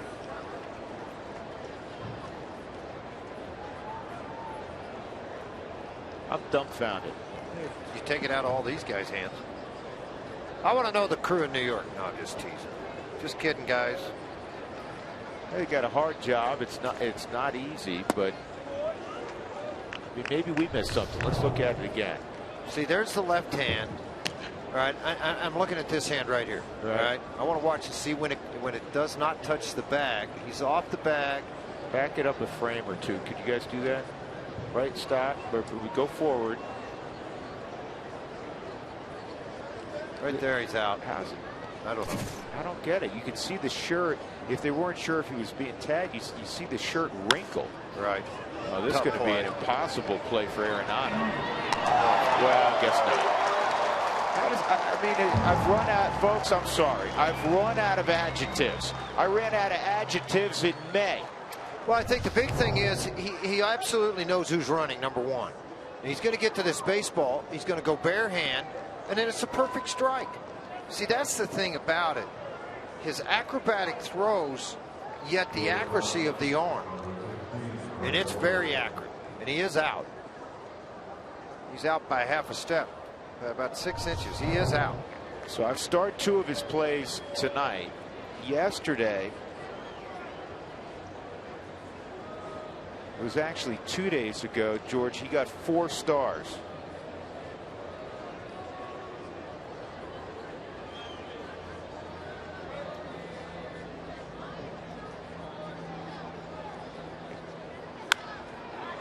That's a fair ball. That's going to tie up the game.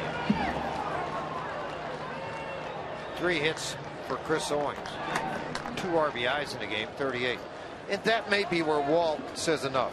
They're going to see who they go to down in their, who they're going to bring off the bench to hit. Saltalamacchia is going to be the guy they're going to come on to hit. He's a switch hitter. They've got to right and left going down in the bullpen. And I think Walt wanted to see John Gray get out of this inning.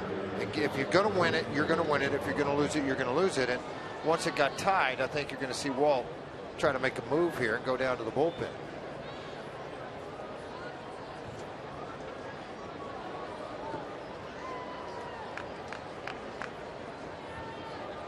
Has not motioned yet. Now he has. Christian Friedman coming into the ballgame.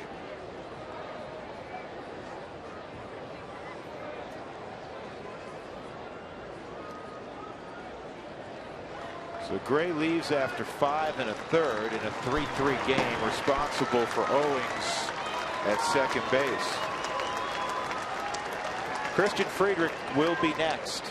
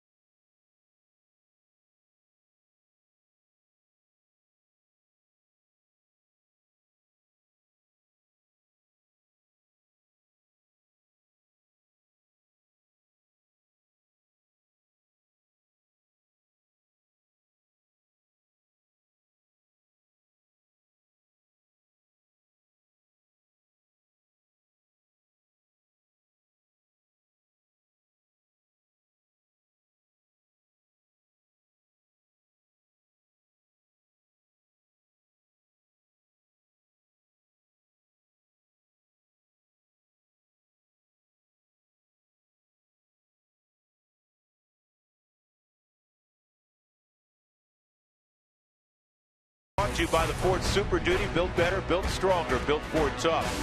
By Southwest Airlines, book your low fare now at southwest.com. And by CenturyLink, your link to what's next. Rockies entered the 6th inning with a 3-2 lead. John Gray gave up a leadoff double to Lamb. Got a great play from Nolan Arenado to rob Brandon Drury of a dribbler of a hit, and then Chris Owings, who has gotten him 3 times tonight, doubled in the tying run. So it's now Christian Friedrich with 1 out. Jared Saltalamacchia has already been announced as the pinch hitter for Chase Anderson. Saltalamacchia, the veteran catcher, is also a switch hitter, so he'll go to the right side of the plate. Well, the thing about it is they've got another catcher, Hernandez, who's a very good catch and throw guy. As a pinch hitter, Saltalamacchia is 6 for 19 this year with Arizona, 2 for 5. Signed by Miami, cut loose, and Arizona signed him.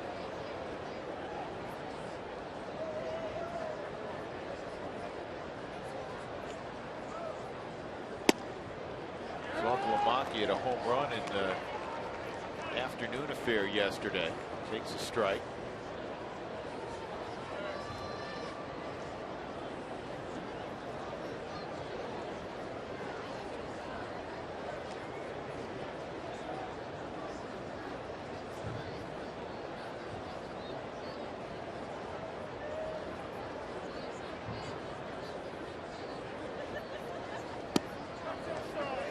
Inside.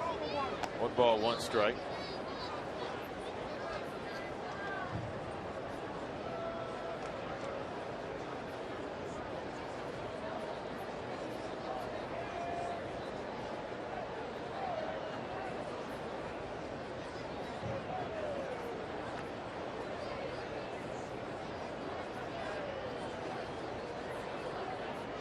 Christian elected not to throw, but George, you're obligated as a pitcher to step off there, aren't you, to get your defender back in position? Right, that's the reason you do it. You allow the defender to get back over there. Saltalamacchia, pretty much a dead pull hitter from the right or left side. Runner going, and Nick doesn't have a throw. Owings swipes third base. And there's no reason to throw the ball if you're not going to have a play. That's one of the big things for me. Sometimes you see a lot of catchers will rush a throw to try to make up for the slow delivery to the plate, and as a result they end up firing that thing up down the left field line. Better just to eat the baseball. Now you got to make a pitch. The infield's going to come in. Nick disappointed he couldn't get a grip on the baseball. Finally on the season, very successful. It's 35% throwing out would-be base stealers. 3-1. Inciarte, the left-handed hitter in the on-deck circle.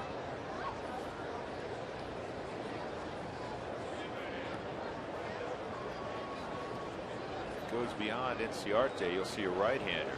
And you see Brooks Brown. 3-2. See a pattern? Yes, I do.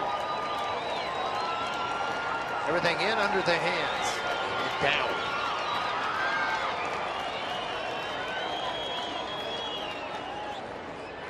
On all the call-ups, this is where you can go to that veteran catcher that's you split time with a lot of things. Did he go? Yeah, didn't think he did. Saltalamacchia walks. See if they run for him. And you got a deep bench now with it being September. He held up. They're not going to pitch run for him. They'll hold on to it with one out. It's kind of surprising to me they did not. Inciarte on the year, 38 RBIs. It's going to make you throw strikes.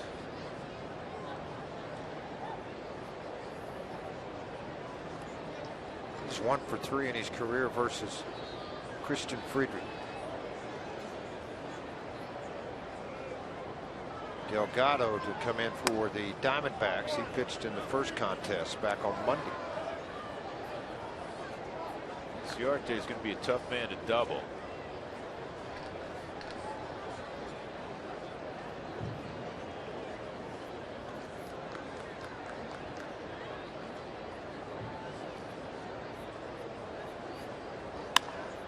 Fouled off.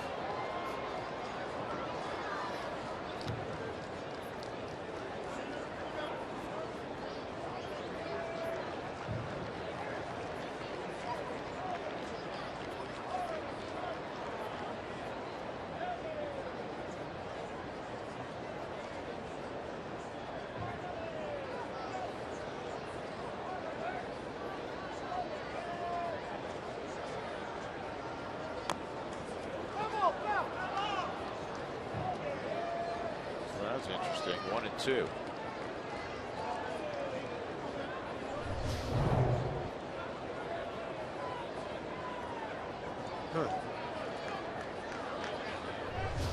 He's trying to keep it out there.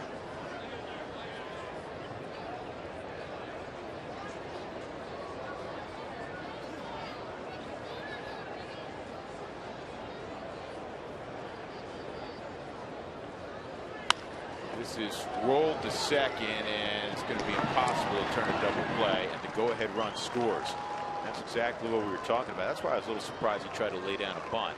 Inciarte with the slow roller, and on the force out, it's 4-3 Arizona. That run is charged to John Gray. 4 earned runs given up by Johnny. 5 1/3, 10 hits given up.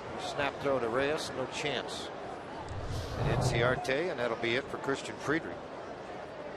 And they'll go down to the bullpen. Brooks Brown will make an appearance.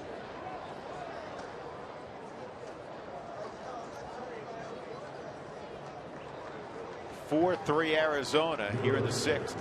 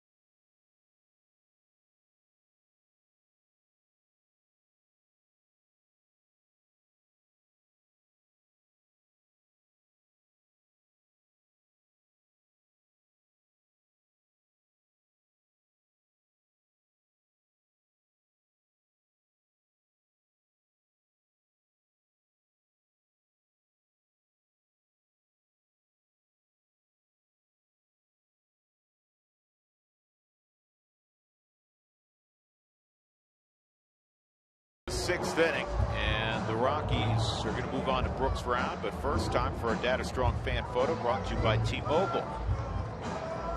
We missed this party. We didn't get an invitation, I guess. Again. Thanks, Courtney, for that little photo. So Brooks Brown, the former #1 pick of the Diamondbacks a few years ago, native of Georgia, on for the 25th time. He's had some shoulder issues this year. It's good to see Brooks back. Yeah, it is. Pitched in 16 ball games, 1 start while down with Albuquerque. Had an earned run average of 6.00 there.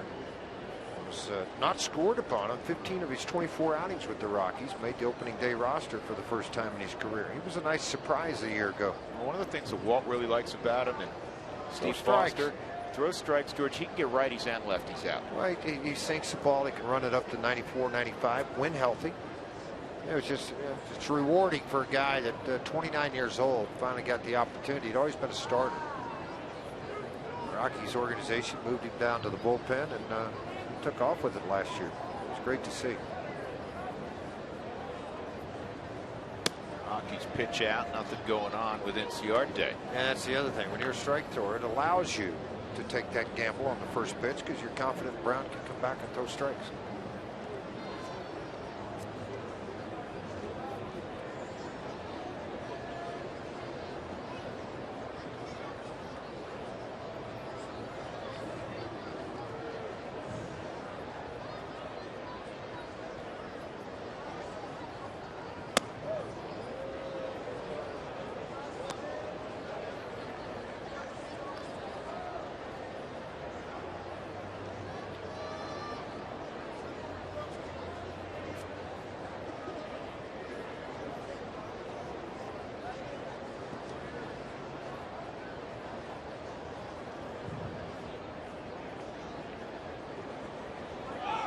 He's going now, and the throw to second, not going to get him.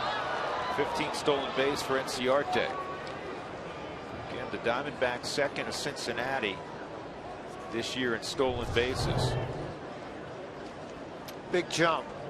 They really kind of put Nick behind the 8 ball. Stole third early in the game. It ended up being a wise move by the Diamondbacks because it produced a run on the double play ball they could not turn. And now you got another one in scoring position with your 2-hole hitter Gosselin, who's had a heck of a series against the Rockies so far.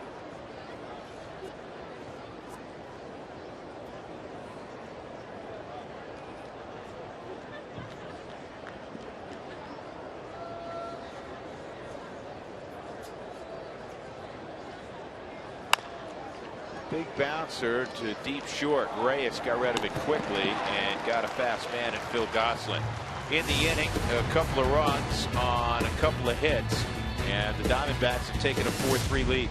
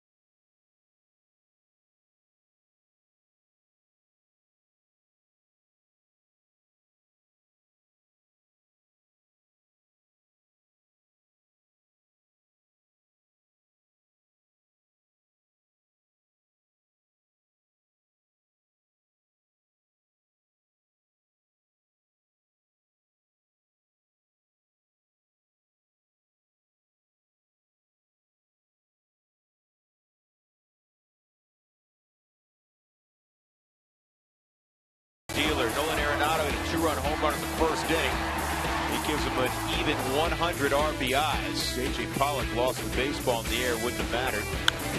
Chris Owings had a big night. He singles in the second to make it 3-2. Arizona within a run. And then you just witnessed this. Ender Inciarte on an RBI groundout gives Arizona a 4-3 lead. So Chase Anderson now is out of the ball game. He's on the plus side. And John Gray has the hook. 4-3 as we go to the top of the, or excuse me, the bottom of the 6th inning, not the top of the 7th. It'll be Ben Paulson, Nick Huntley, and Kyle Parker. Randall Delgado making his 49th appearance, 5-3 on the season so far. 295 earned run average, working out of the bullpen. Lefties and righties. The righties have hit 5 home runs against him.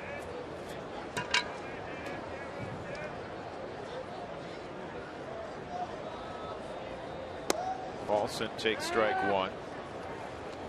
Rockies saw Delgado for an inning and a third on Monday night. Didn't give up any runs, 1 hit, 1 walk.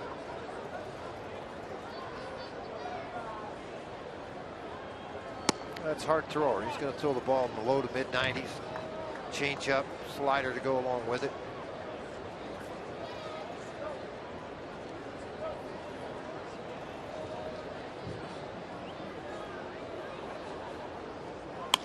And this is going to be a base hit to left for Ben. Good start. Time runs aboard. Paulson, his first hit of the night. And it'll bring up Nick Huntley.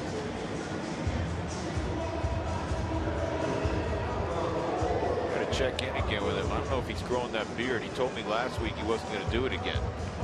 That or the razor broke this week. It's a lot of work. A lot of work.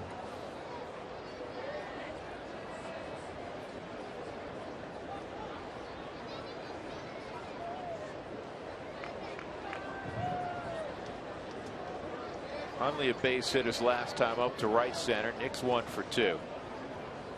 And this ball's pretty well hit, but over in the corner making the catch is Peralta. So that'll bring up Kyle Parker. Kyle a strikeout and a pop to third.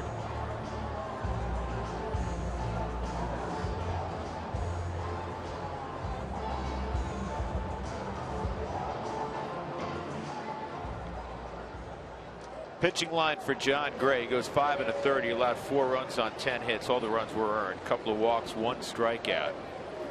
John threw 79 pitches.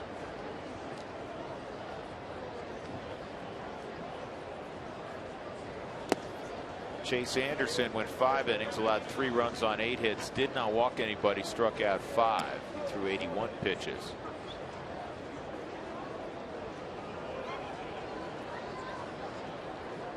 Willeen Rosario's come out in the on-deck circle for the Rockies.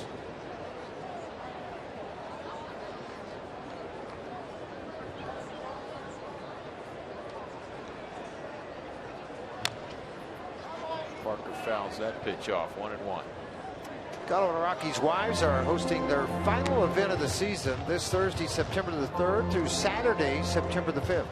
The Wives will host an online charity auction featuring baskets with autographed items and more. Visit Rockies.com/wives for more information. And last night we showed you some pictures of what the players really like, their favorites. The last movie Drew saw was Sharks. The last Jaws. The last movie I saw was Gone with the Wind in black and white.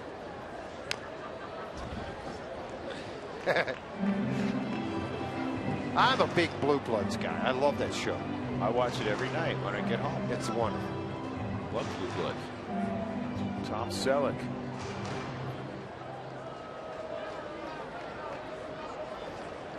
Watched Pickers this afternoon. That was pretty good too.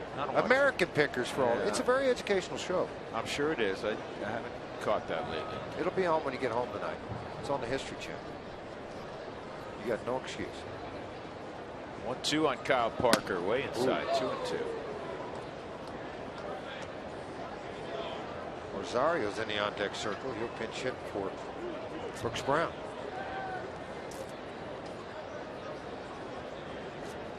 Simon Castro is warming up down in the bullpen for the Rockies.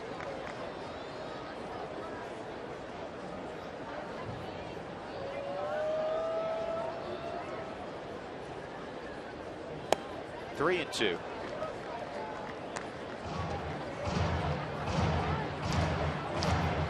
Rockies 5-10 against Arizona so far this year. 19-33 inside the division. Dodgers have scored a run against the Giants. It's 1-0 for Kershaw in the fourth.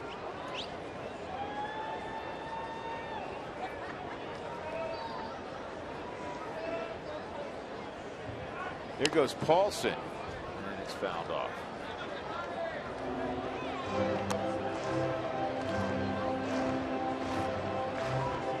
Looking down at Stu Cole. Third base coaching, we don't show the third base coach a lot. Obviously, you're focused on the pitcher and the hitter. It goes through the battery of signs. They practice a lot of times in a mirror, especially before spring training, because you don't want to, get one hand dominant. All of a sudden, all your signals are on the right side with the right hand, right side of the body. Oh, they got lucky. Bad break. Parker ends up hitting it right at the bag, and it turns into a 4-3 double play. So as we go to the seventh, the Diamondbacks ahead 4-3.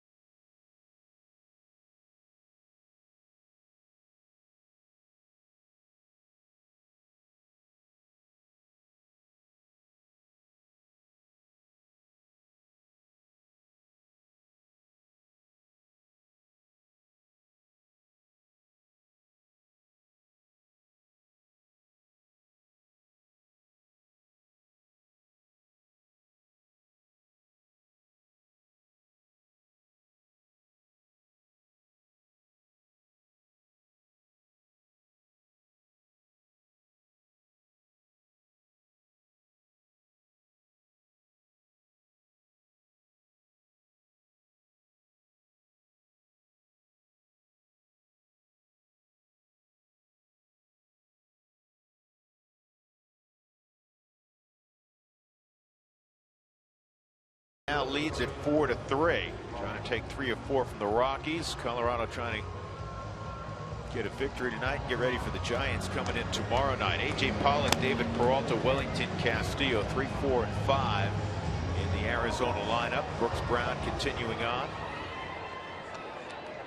Again, John Gray went 5 1/3, 4 runs, 10 hits. Kind of a mixed bag for John. There were some balls that were very well hit off of him. But after giving up a run in the first and the second, he threw up zeros for 3 straight innings. It earned him a trip out for the 6th inning. He was greeted by a Jake Lamb double in the 6th. And then Chris Owings with a sharp double.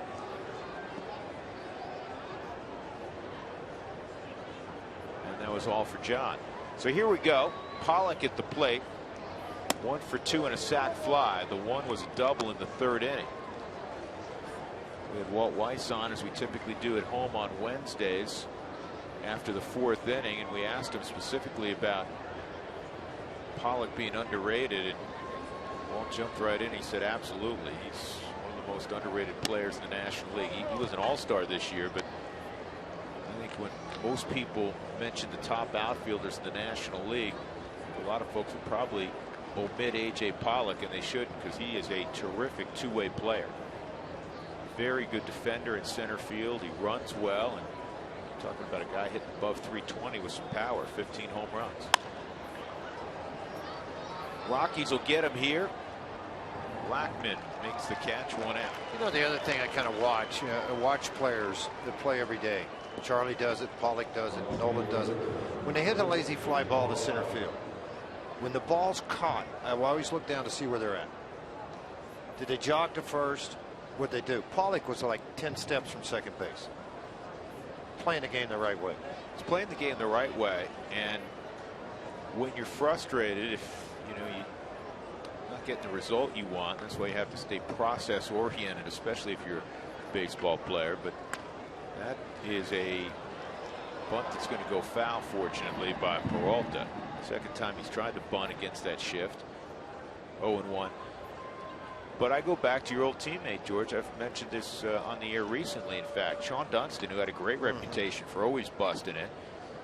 Sean, I asked him, because he works for the Giants. I asked him, I think it was last year, I said, how'd you get that in your mindset? He said, one of the reasons I always did it, he said, it's a good way to get rid of the frustration of if you hit a comeback or I'm so mad, I'm going to run as hard as I can, get some of the frustration out. And every now and then you're safe. That's right.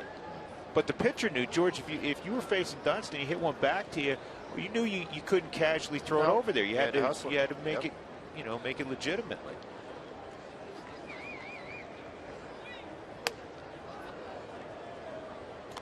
Saw Michael Kadire for 3 years. Busted up the line, and occasionally because of that create an error. 1-1 on Peralta.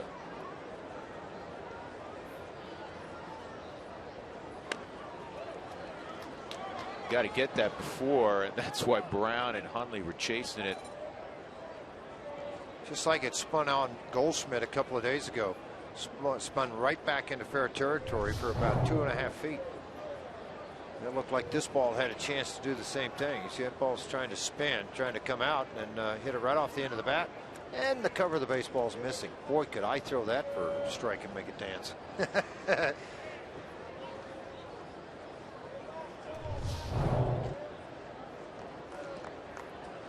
Yeah, I think that ball's put out of play. That ball won't even go to the cage. Somebody asked me that one day, what happens to all the balls that are used during a Major League Baseball game that get thrown out? They go to the cage, and they're used for batting practice balls a lot of times. Sometimes they box them up, send them to the minor leagues. So they have extra balls in different areas. Grand Junction.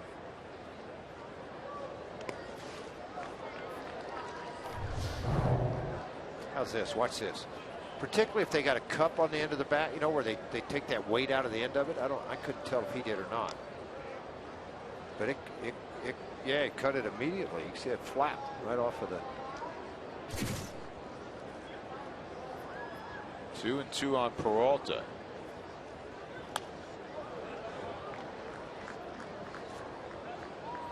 .95 on that fastball from Brooks Brown. Day after every Rockies victory, get 50% off your online order at Papa John's. Promo code is RocksWin at papajohns.com.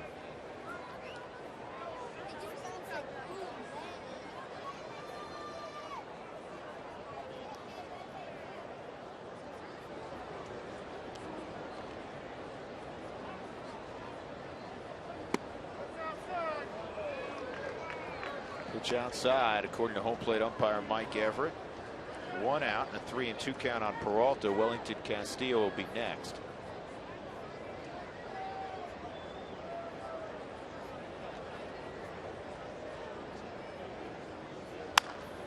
On the ground to Ben Paulson. 3-1 on the putout. And Castillo in the bottom of the 7th inning. The Rockies will have a pinch hitter for Brown, and then the top of the order.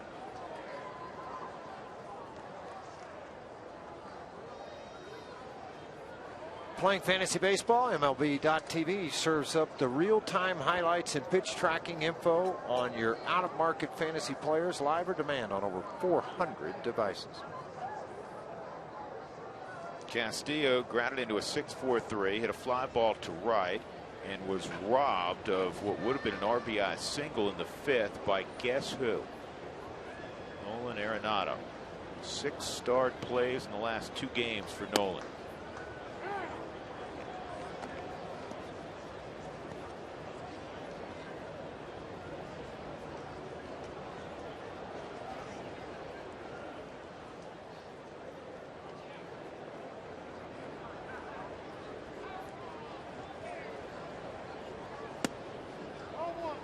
inside, a ball and a strike.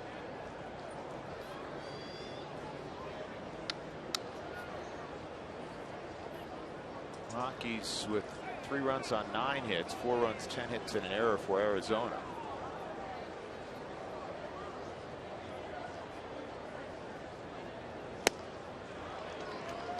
One and two.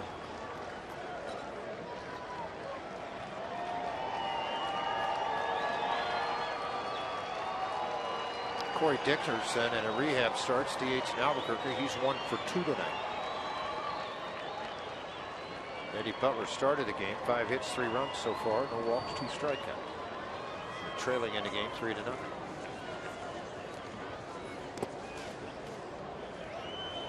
Tell you what, Brooks Brown covered some ground. He sprinted up third baseline twice, and he had to sprint to first base to cover on the ball hit to the right side.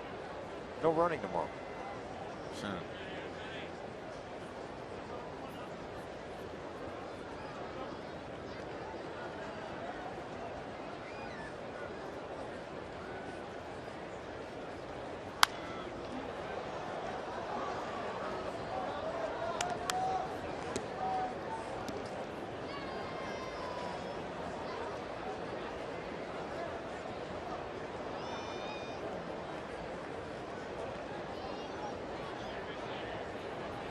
Beautiful shot of Coors Field.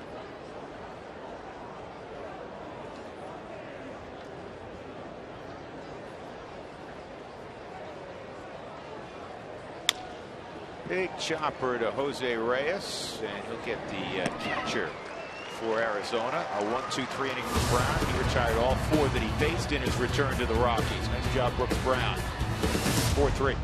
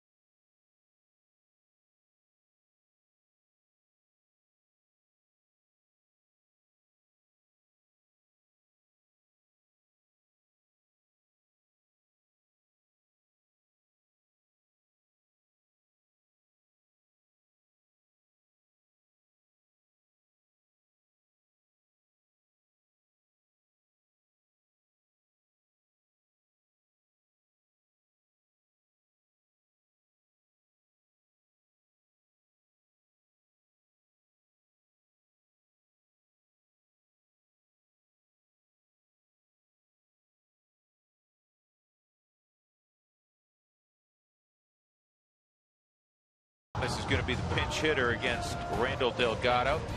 Hey fans, have you missed any of the game tonight? Root Sports has got you covered. See the best highlights and plays from tonight's encounter with Arizona 1 hour before first pitch on Thursday when the Rockies take on the San Francisco Giants.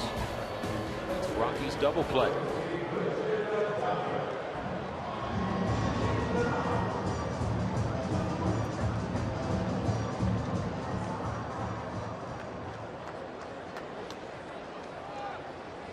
Christian Adames got the start in the nightcap last night. Had a double in the first inning. Was also hit by a pitch, 1 for 3. Got a base hit in the first game in a pinch hitting duty.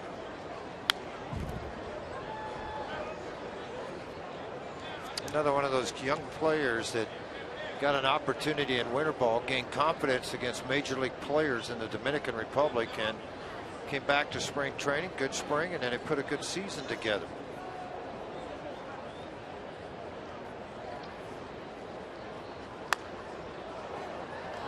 I like everything about him, George. I think he's got a good swing.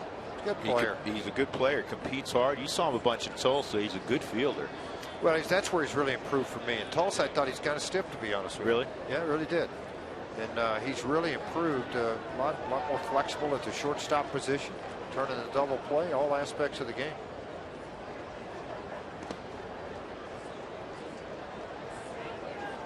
Trevor Story down in Albuquerque last night was 4 for 4.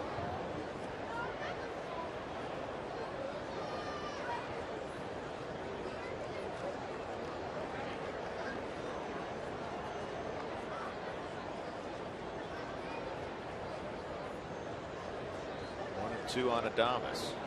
There's Delgado's pitch, and it's a base hit up the middle. Nice job, Adames, flying around first with a wide turn, as he should, and he'll scamper back.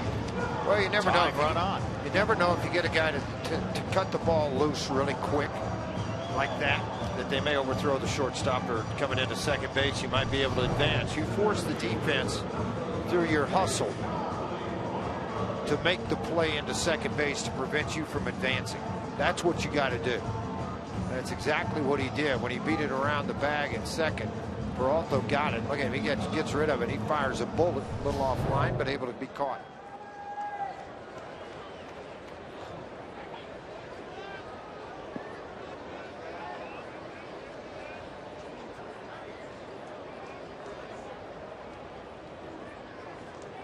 Here's Blackman.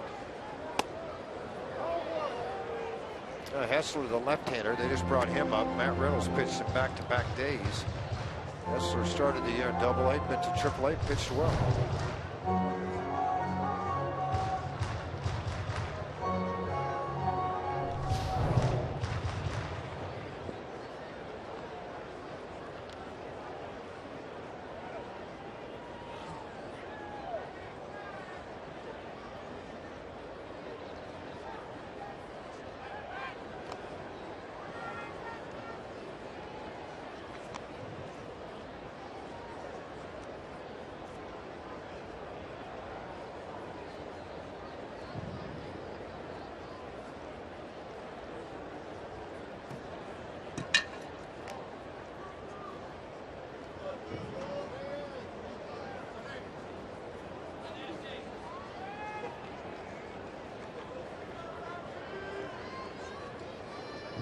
Charlie a single and a double tonight. Also fly ball to left. Pollock shaded a little bit toward left center. Big gap in right center field. Thomas draws the throw.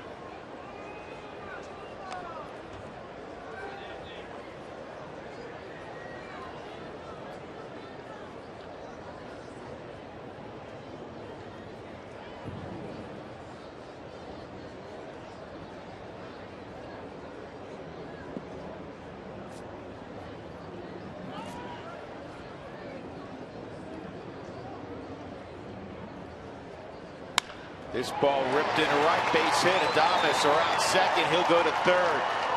Peralta's throw is offline, and moving up, reading it beautifully, was Charlie Blackman. As soon as he saw that over the cutoff man's head, the shortstop, Charlie moved up second and third. Nobody out here in the seventh. Good base running there by Blackman. Third hit for Blackman in the game. The average now sits at 294. Peralta disappointed. He knows he took a shot to get Adames, and he overshot everybody, and that allowed Charlie to advance.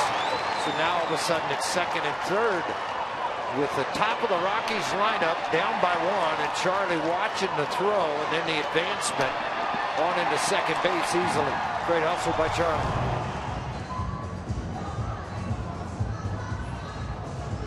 Chip Bale asking down in the bullpen if the left-hander Hessler is ready to go or not.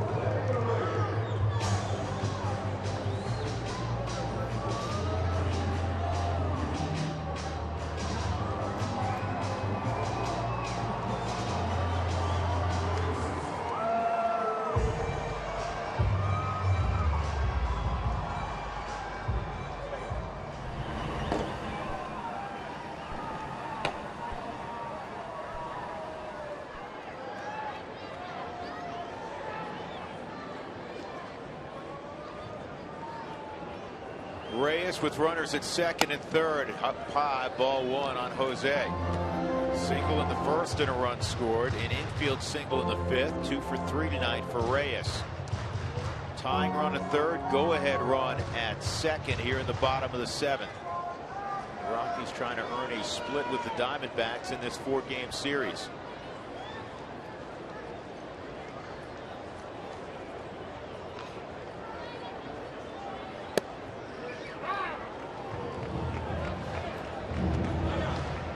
To Reyes' liking, he thought it was a little outside. 1-1. I can understand why too. Off the plate, on his strike zone, it's off the plate. Overhead, it's off the plate.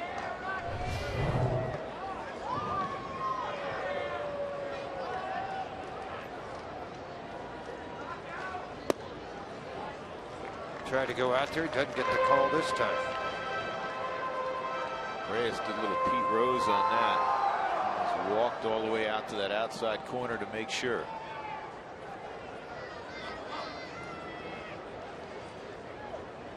Good speed aboard. Adames at third.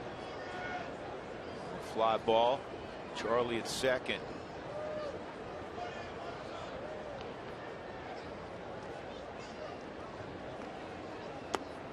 Three and one. Cargo's on deck. Hessler. He'll face Hessler if.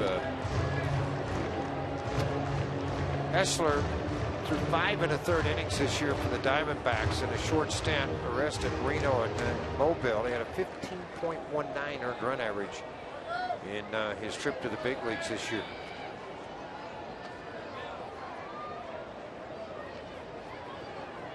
Three and one on Reyes. Nobody out.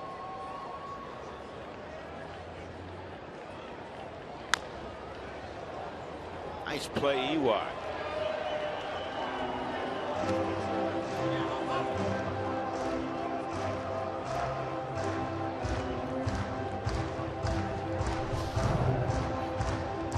Break it down, Just George. like the old days. Yeah. Kept ball centered to the body. Might be a high draft pick at fantasy camp this year. EY? Yeah. He's coaching.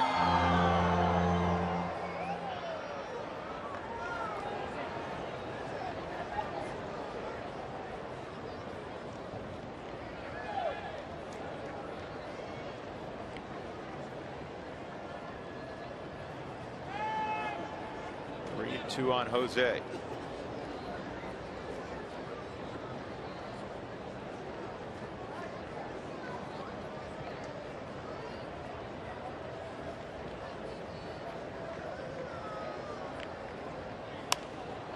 Boy, good at bat again by Jose. He's had a nice night at the plate, hasn't he? 286 in his career against Delgado.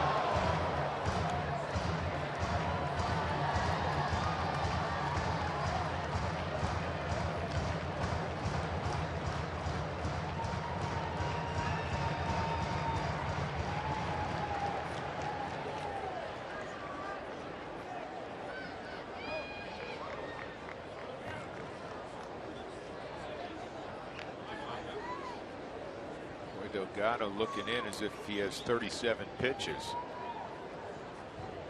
to choose from. Staring down. Castillo looking at the signs. Nope. Well, this is a veteran guy. A lot of times you shake. I mean, you know what the pitch is going to be. And a catcher, hitter can't see the hitter can't see the catcher. So a lot of times he's shaking his head like, just shake me off. I know where we're going to. And they know they're working the fourth sign or fifth sign. Sometimes it's kneecap. I mean, it's a lot of different signs you can go to. But he's just trying to let the hitter know, all right, we're going to go to something different other than just a fastball. 3-2 again. Down low. Great at bat. Ball four. Bases loaded for Cargo. And Chappelle, I'm sure, will emerge and bring on the young lefty.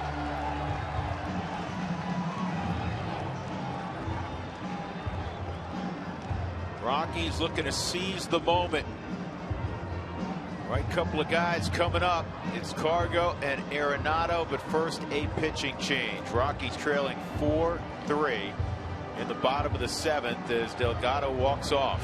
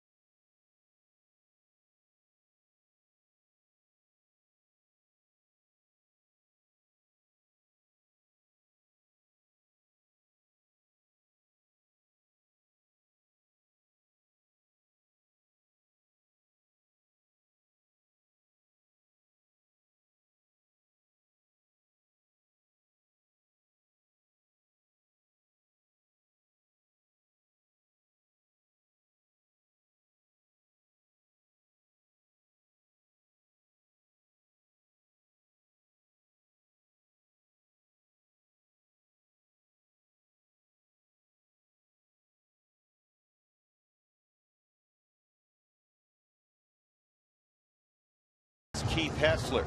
Hessler has no history whatsoever with Carlos Gonzalez. Hessler this year pitched in 17 ball games with Reno. He had 19 innings, 14 hits given up. He walked 8, struck out 13. Over those innings pitched, Hessler on the year did give up 3 home runs.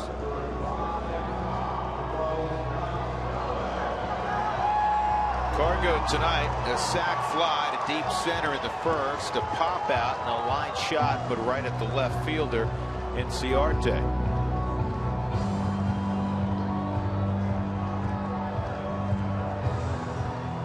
Hessler,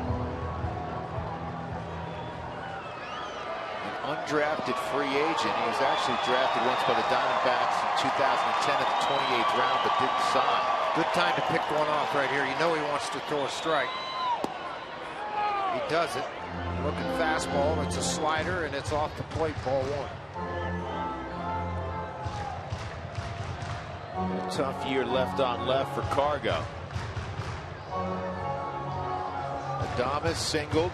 He's at third. Blackman singled at second. Reyes just walked. He is at first base. Here's the 1-0. 1-1. Arenado on deck.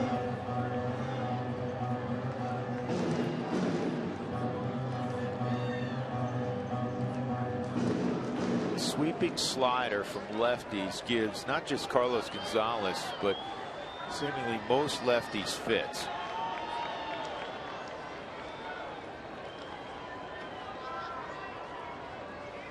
Yeah, they got the right-hander Bracho to warm up. He'll be in to face Arenado.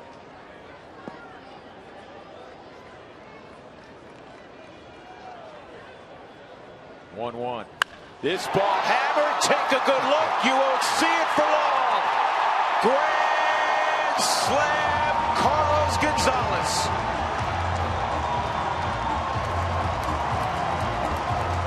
And the Rockies out in front again. Well, you mentioned left-handers and struggled. Cargo had against left-handers all year long.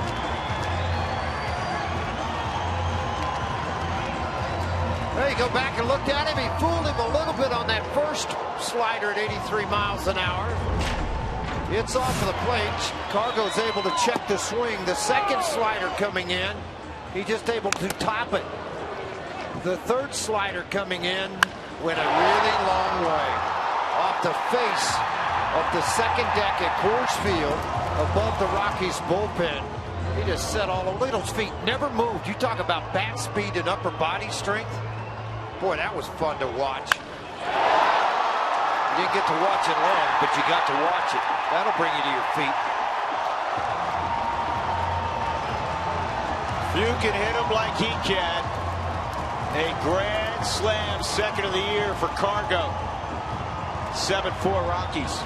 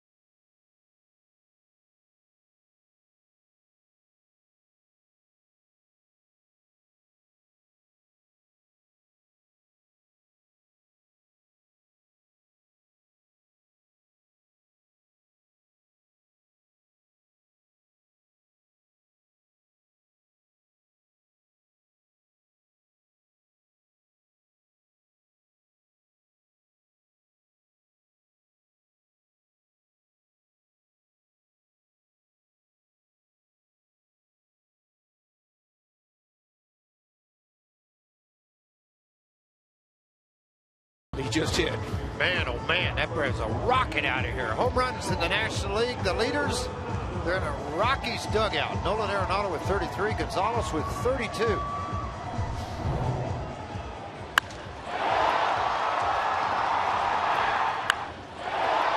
Watch a little bit of that one too. It's not often you get a chance to hit a grand slam, not often that you're able to take it. That's the one thing about that left-on-left slider.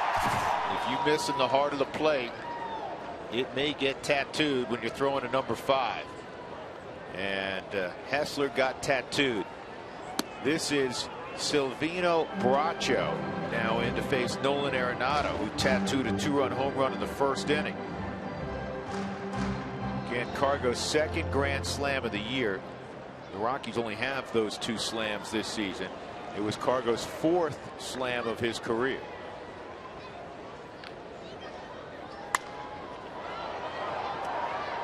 That's going to be a long chase into the seats. Here's a look at our league leaders, brought to you by your Colorado Hyundai dealers. Paul Goldschmidt again with his wife, who's in labor with their first child. Paul 3rd in the league in hitting. Home runs tied for 5th. Ribby 2nd. Slugging percentage 2nd. How about Arenado? Extra base hits 69 2nd. 1st in homers, RBIs, and 4th in slugging percentage. 1-1 the count on Nolan. First 100 RBI Rocky since 2011 when Tulo drove in 105. 2-1. Those 5 RBIs tonight. That's right, Cargo's driven in 5 of the 7. 78 ribbies for Gonzalez.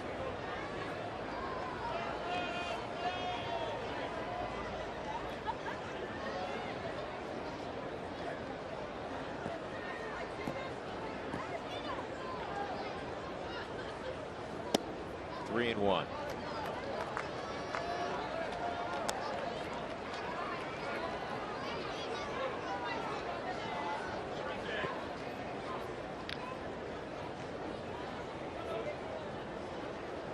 Just because he's missed so much time, George, this year, you almost forget the kind of bat the Rockies have in Corey Dickerson. He led them in home runs last year.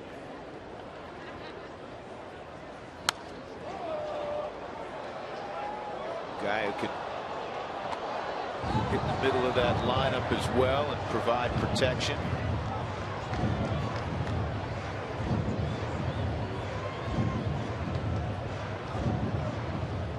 Logan and Miller are the 2 guys warming up down in the Rockies bullpen.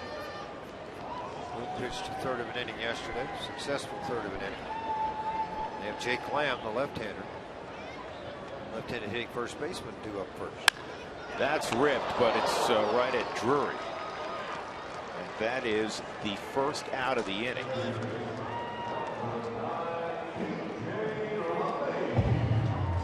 Another solid game for the Rockies all-star second baseman LeMahieu. A single in the first, a single in the third. He grounded out in the 5th.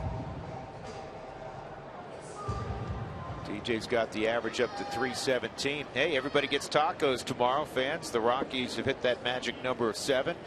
So make sure you go to your participating Taco Bell location tomorrow afternoon between 4 and 6 to get your Rockies taco special. Liv Moss at Taco Bell.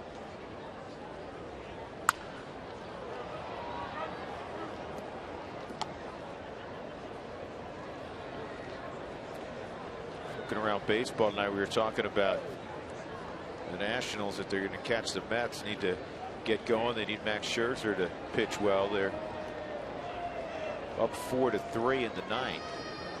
Mets already won, though. There won't be any catching tonight. Yeah. Scherzer had an interesting line. This ball's fouled off and out of play. Scherzer tonight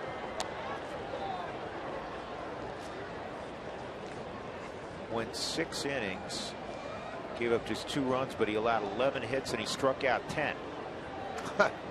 Base hit, strikeout, base hit, strikeout. Base hit, double play, strikeout. Guess so.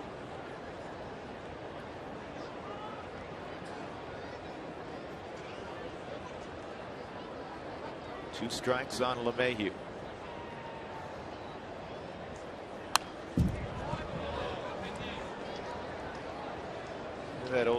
hitters, trust your hands. Don't get out front. Don't. You know, I never really paid attention to those because I couldn't hit. Yeah, but so I didn't really, you know, when they talked about get your hands out and all that stuff, that's like, well, I can't hit, so it doesn't matter to me. But I do know what you're talking about. Yeah, well, DJ trusts his hands. Yeah, well, he trusts the ability to catch anything from 90, 95, 96, 7, 97 miles an hour. Hand-eye coordination, great eyesight, great hitters. Yeah, not afraid to let it get deep. That's a fair ball. Long throw by Drury. That's a nice play. Really nice play on a guy that could run. He didn't plant his feet. He knew he had to get rid of it.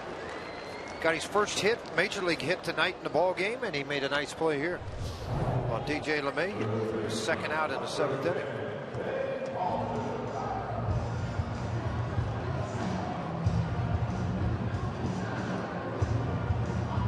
I mean, he just realized he knows he's got a little bit of speed. I just kind of got to airmail this thing, try to get it there as close as I can to the bag, and he did. Olsen with another hit tonight. His average sitting at 281. He flips to the other side of the field. Does Drury. Olsen's hit came in the 6th inning. That's low. A lot of times I won't do this. I'm going to do it now. I'd like to see the combination of some things on the year because he's came up here and had a very nice year. 45 RBIs, 10 home runs on the season. Ben, don't make an out here. He's not going to get base hit. Keep bragging on it. I am. I'm going to.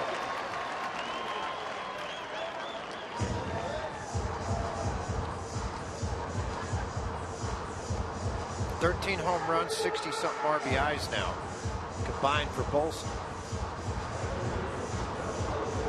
Pretty good year. Real good year.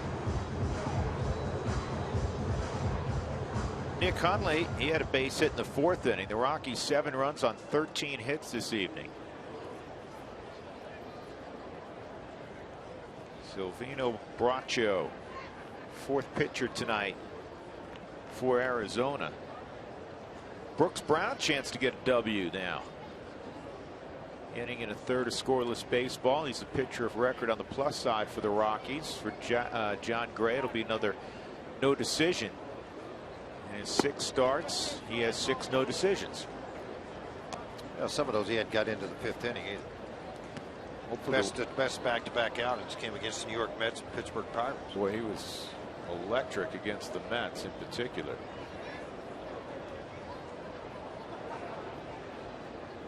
Obviously, hopefully the Rockies hang on, and if they do, it'll be the first time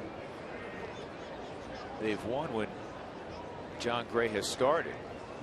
This ball's hit deep center field, way back. Pollock can't get it, and it's going to take one hop and go into the fountains. That is a shame for Nick because he would have ended up, I'm guessing, with a triple and a run batted in. But the lead runner, by rule, has to stay at 3rd base. I remember about 2 weeks ago, you made a comment. Every time his average gets in the 290s, he comes up with some hits and jumps it above 300. These 2 hits tonight, he's at 302 now. Oh boy, I thought he got him one here. I thought he had a chance to leave the yard. Mike Harkey's going to go out and have a visit. The right-hander, he checked the fly to this ball to center field on the track and up into the pond in center.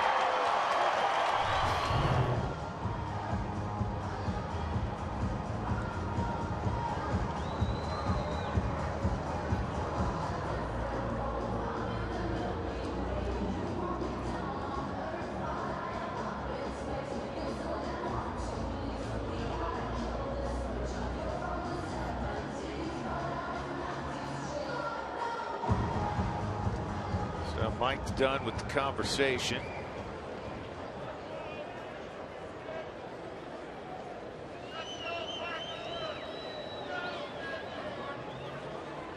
Kyle Parker's at the plate with 2 in scoring position. 9th man to hit here in the 7th for the Rockies. Christian Adames got it started with a pinch single. And Blackman had a hit. Reyes had that graded batter into walk. They went to the left-hander to face Cargo, and Cargo hit a grand slam, a line shot off the facade of the 2nd deck.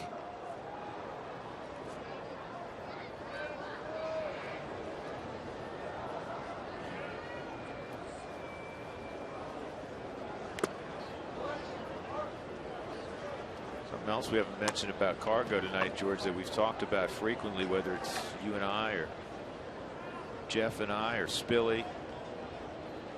Virtually all of his home runs are really important home runs in the complexion of the game. Absolutely. Comes up with big hits, just like that guy walking towards the camera used to, Vinny Castilla. Yep. Breaking ball, he didn't get it. 1-2. Cargo turned a 4-3 deficit into a 7-4 advantage. So Kyle can throw out a hit right here and blow this thing open.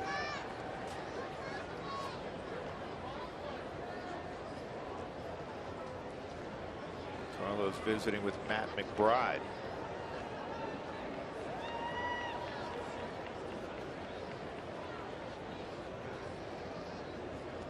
Here's Bracho's 1-2. Breaking ball. This ball's well hit center field, and Pollock robs Kyle Parker of extra bases. The Rockies have a 7-4 lead as we head to the 8th inning.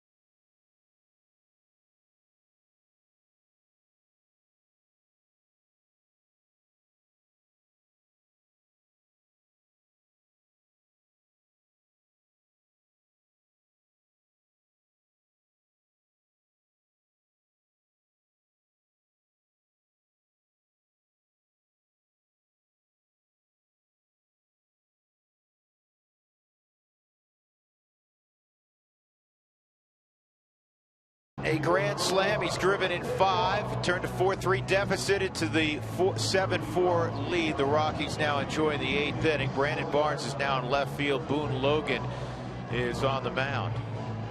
You know, the other thing about this, and again, don't get me wrong, the grand slam was awesome. Brooks Brown held this game together, too. Boone Logan coming on for his 49th appearance. Is that 50th appearance on the season? 470 earned run average. He's here to get Jake Lamb. Barnes has gone to left field on the defensive switch. He'll lead off the next inning. Kyle Parker out of the ballgame.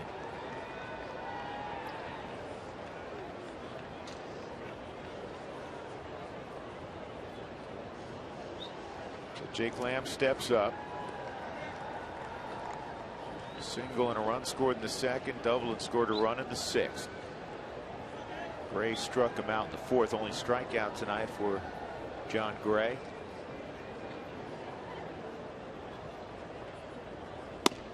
Got good news from Modesto. Tyler Chatwood, in his return from his 2nd Tommy John surgery, had one when he was in high school in Southern California. Yeah, he had that his junior year. Yeah, in high school. He went 2 innings, allowed a run. This is fouled off. Allowed a run on 3 hits. Walked 2, struck out 1, 42 pitches, but he's back out. Pitching competitively. Well, the good part about it is if he makes a couple of more, I mean, they've only got one more start there, maybe. Let's say the 3rd, they end the 7th, so he's not going to get another start. but he can go to instructional league and get some innings. You know, there's still that TBA to be announced as the 4th pitcher in the Arizona Fall League. You could run him there for 1 or 2 starts and then substitute somebody in as they've done in the past. They did that a couple of years ago with Tyler Chatwood. Matt Stiles is warming right now for Arizona.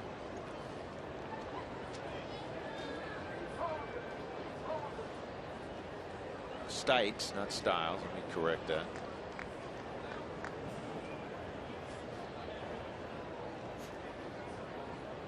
He's a hard-throwing right-hander. Strike 3. Boone gets Jake Lamb. And he'll be done for the night. Yeah. Did his job again.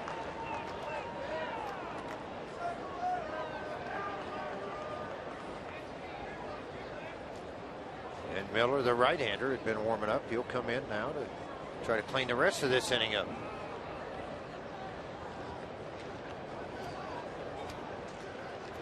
So with 1 out, we'll take a break. Justin Miller will walk down the stairs and make his way to the Coors Field mound. 7-4 Rockies.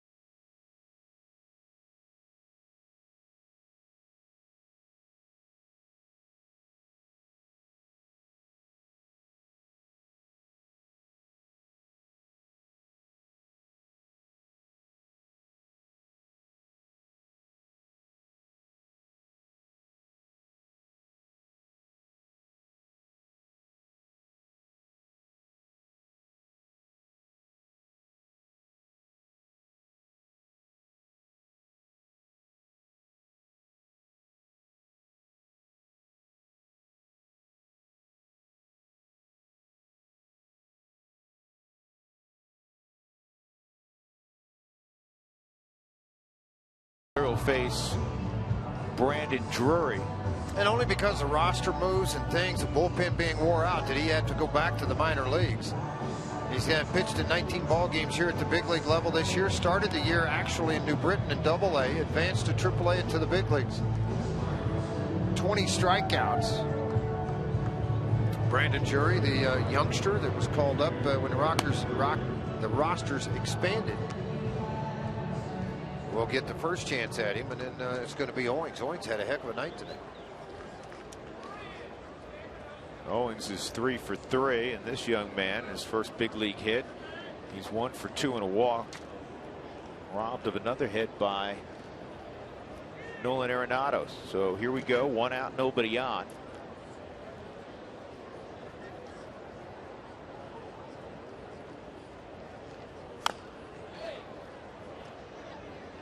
So when he looked back, that was weird. Drury looked back, didn't check where the baseball was. That check swing, that goes fair. Obviously, he's going to be out by all 90 feet. Well, the other part of that was Hundley didn't know where it went either. He was looking up in the stands behind him. You know, as a catcher, you see the ball ricochet. Home plate umpire Mike Everett pointed to both of them. It's over there. You see a ball ricochet off the bat. You're not sure which way it went. Well, you see a lot of catchers jump up and start looking around. That is in the air down the left field line. It's going to drift out of play. Nolan, who's climbed tarps and dove into the stands this year already, took a look and said that would be really difficult. He had to run up the aisle. 2 strikes on Brandon Drury. Dodger Stadium in the 7th. It's 2-1 LA on a Chase Utley home run.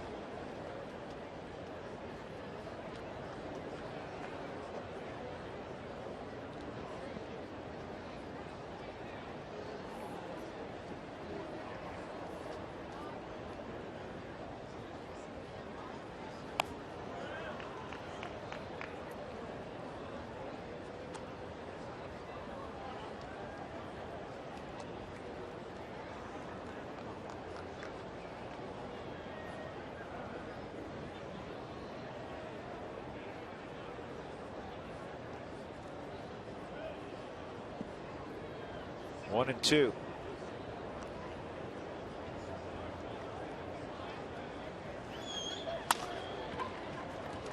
Reyes comes and gets it. Nice play by Jose. He's one of those guys I call a quick twitch guy. He is that. His muscles are very quick. He reacts very quick. And once he receives the ball, he gets rid of it very quickly, regardless of who's running. You see that? We're showing it to you in slow motion, but gloves out in front of him. See it on the Subaru Supermo, how you do everything fundamentally sound. Hand behind the baseball, direct flight of the baseball. I like quick twitch guys. So do scouts. I love them. Chris Owings, George was talking about him a moment ago. 3 for 3, 2 singles and a double. Hit a bunt single in the 4th inning. He's driven in a couple of runs tonight. Well, let's take a look at this. When I'm talking about quick twitch, here's your real speed action on this thing. You just come up with it. Reaction, man, I just like that.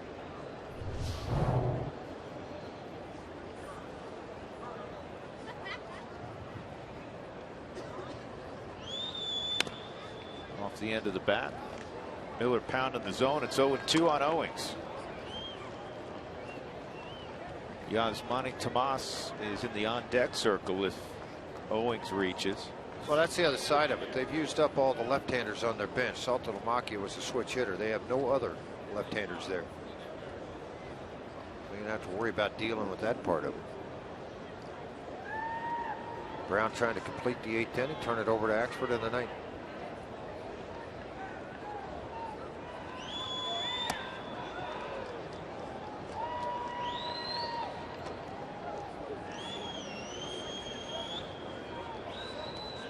In his 800th game with the Rockies, Cargo hits the 4th grand slam of his career.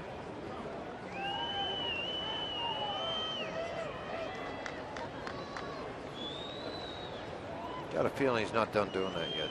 Hit grand slams? Yeah. Probably not. Swung on and missed. Nice job, Justin Miller. A combination of a 1-2-3 inning with Boone Logan. And we'll go to the bottom of the 8th inning. Rockies up 7-4.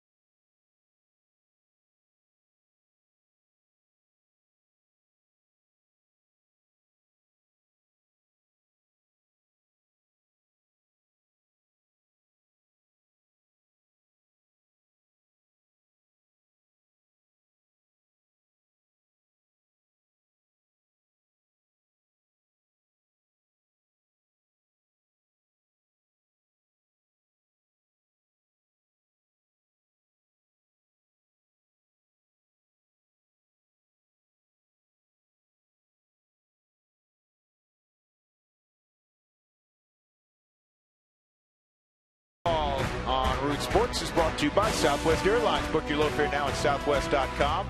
By Office Liquidators, offering Colorado's largest selection and lowest prices for new, used, and refurbished office furniture. And by Courtyard by Marriott, Western Elegance in the cultural heart of the city. With George Frazier, I'm Drew Goodman. The Rockies leading 7-4, bottom of the 8th inning. On a Wednesday night at 20th and Blake. It'll be Brandon Barnes first, then Charlie Blackmon and Jose Reyes. Cargo, if anybody reaches, and the new pitcher for Arizona is Matt Stites, just called back to the big leagues yesterday. Yeah, he's been back and forth with their ball club between here and Reno, and it's the one thing, stuff is there. It's just a matter of commanding the strike zone. He's had difficulty doing that in his year and a half with this ball club. 2 1/3 innings pitched over 4 games this season with the Diamondbacks. You know, the AAA manager is Tyler Nevin's dad, Phil Nevin. Tyler's doing a nice job in his debut professional season. It's a grind right now for all those high school kids. You know, they played their 40 games in the spring or 30 now, so they're playing that other 70-game season. It's a grind every day. The extra work you got to do in the morning. That's a great point, George, because typically summer baseball is so tournament oriented for those kids, and they may play very easily, could play 70-80 games in a summer, but it's weekend intensive. Well, the other pro ball is every day. Well, in the high draft picks, they're typically showcasing. They're not out on those 6-game weekend tour of tournaments. Sometimes they're mostly at the showcases, Perfect Game and other places, Under Armour All-American, those type of things. So that's Perfect Game All-American out in San Diego. I remember Brendan Rodgers saying when we had him in the booth after the draft, he literally hadn't played a game in a month. Right. And that takes a long time to get your skills back in order too.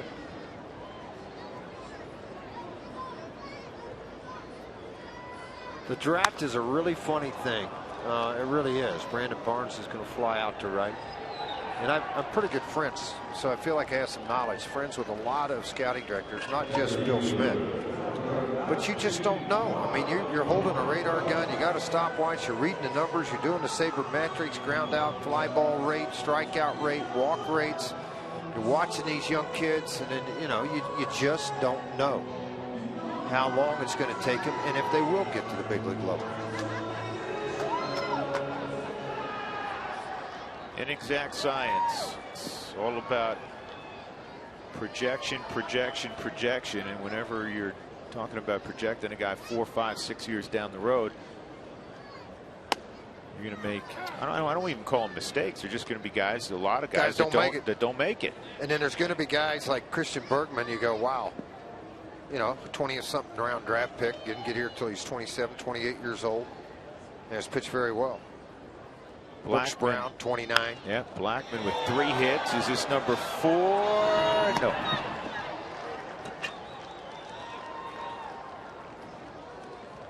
.163 if you keep a book at home.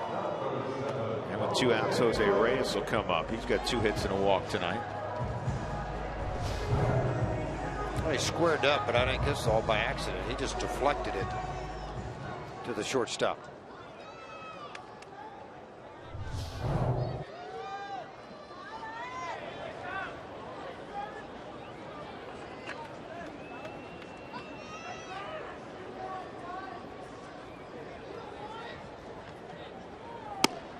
Outside on Reyes.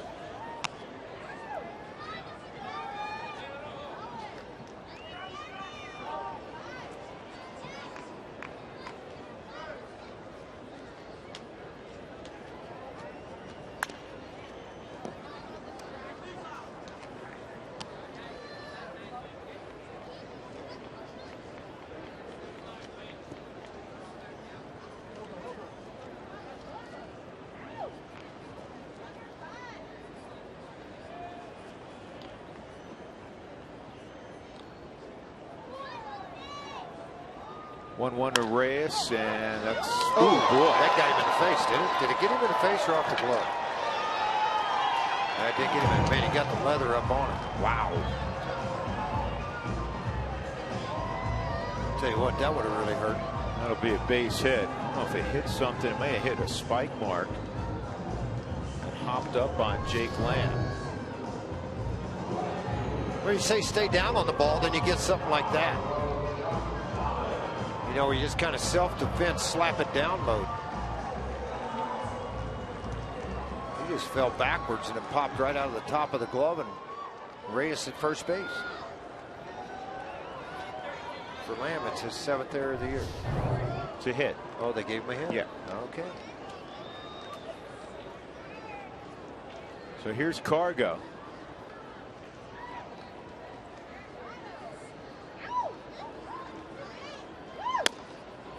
Inside ball 1.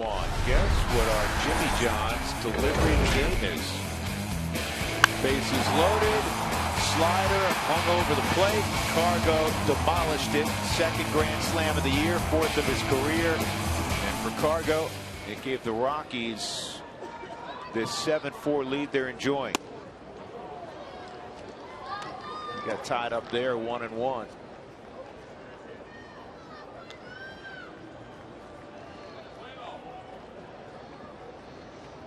ESPN stats and info that tweet that #1 on the Grand Slam list for the Rockies, Todd Helton, with 7. And they're enjoying the game. Did he get enough for this one? Way back. And he's got another one. 2-run home run. How about a 7 RBI night for Cargo? And he just tied his buddy Nolan Arenado for the home run lead in the National League.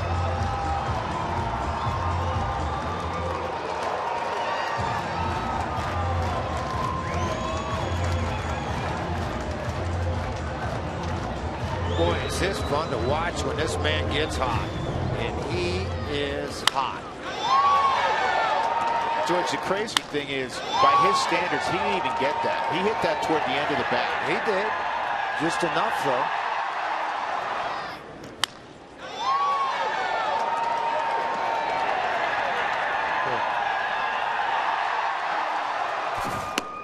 Outside on Arenado. 7 RBI night for Cargo.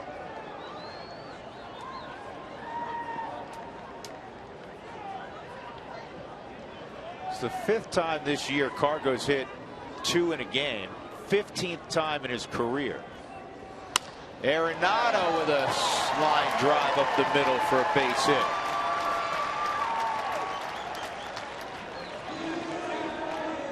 Drew talked about how he didn't get all of this. You're going to get a look at this on the swing on your Subaru Super Bowl, exactly where he hit this ball. It's running away from him towards the end of the bat. But he caught it out in front of home plate. That's what created this flight of the baseball. Slide up or swing and see you later.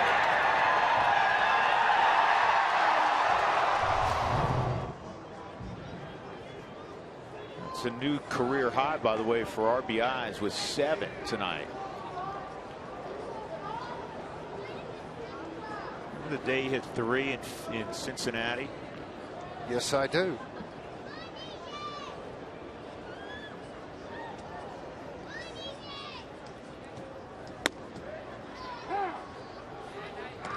You know, of all the great moments he's provided through the years, I still think #1 was that Sean Marshall walk off into the upper tank to complete the cycle. Yeah. And it landed in a Cubs fan lap.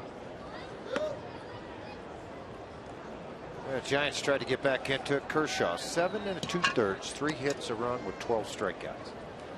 Leake had pitched bad, 7 innings, 5 hits, a couple of runs. He's given up a home run. A home run. Utley hit a home run, his 6th of the year in the 6th inning off Leake. Do you remember about a month, 6 weeks in, some people were wondering what was wrong with Kershaw? Yeah, pretty much wanted to get rid of him, didn't he? He's got a 2.20 ERA now. Telling you what, before this thing's all said and done, he's going to be high up. Well, he already is high up in that Cy Young conversation, but he's going to factor prominently again, won't he? Amazing. Here's his teammate Greinke. 2-1 on LeMahieu. 2 hits tonight for DJ. Rockies have 17 hits, make it 18. DJ 3 hits on the night. Talk about a clock keeps on ticking. It sure is.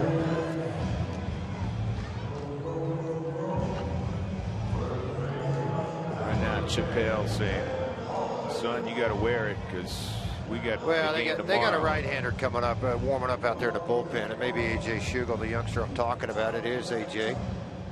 He was in AAA, got beat up a little bit, sent him down to AA, dominated the Southern League, and then a couple of starts in AAA, and here he is in the big leagues.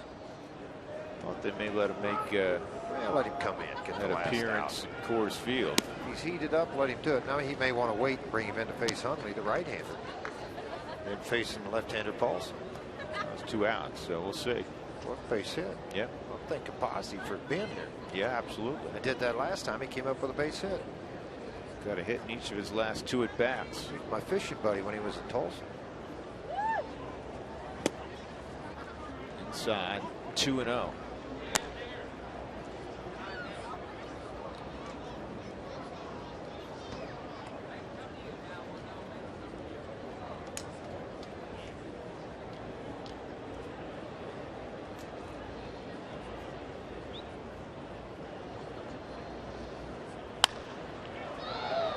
Towering pop-up in shallow right,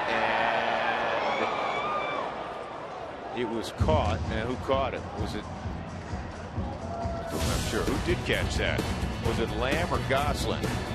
Lamb made the catch. 9-4 on the Cargo 2-run homer.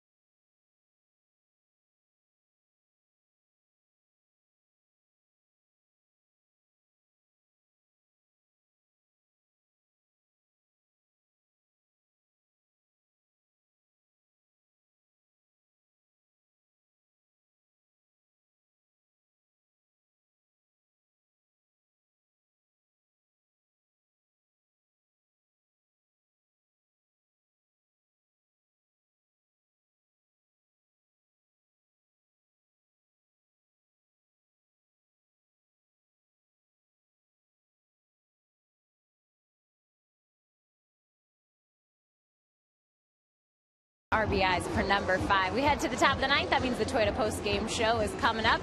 Jeff Houston will handle the interview. Corey Sullivan's with me on the desk. What do you got? I got the ball is in your court, Serena. As she chases the Grand Slam for this year, Cargo hits one. He hits his 4th Grand Slam. How about that? And then the race is on. Nolan Arenado, Carlos Gonzalez tied with 33 home runs apiece, but Nolan Arenado joined the Century Club in RBIs 100. He is the first Rocky to be in that club since 2011 when Troy Tulowitzki did it. And just shy of a mile. That's what's happened this series. History for the Diamondbacks and the Rockies. 12 home runs, 5,237 feet, 43 feet short of a mile. But it's the top of the 9th. You never know what could happen, but hopefully it just ends, and we'll join you for the Toyota post-game show. Yes, sir. Jenny. Yes, sir. Don't say yes, sir. You know better than that. Who thought of that first little thing? Was that Corey with the Serena thing? Yep, it was all Corey. You know how smart he is. Well, Wake Forest. You know, Drew could have done it, because Drew loves some tennis. I know he's been watching. Drew, tennis? No. I love tennis. Jenny's absolutely well, you love right. it. I'm talking about playing. Played a little bit. Arenado on the left with the 2-run home run. Now has 100 RBIs, as Jenny and Corey were talking about. And 7 RBI night for number 5. Yasmani Tomas is going to pinch hit here. 9-1-2 in the top of the 9th inning. Rockies need 3 more outs to shake hands. Up 9-4. John Axford's got the baseball.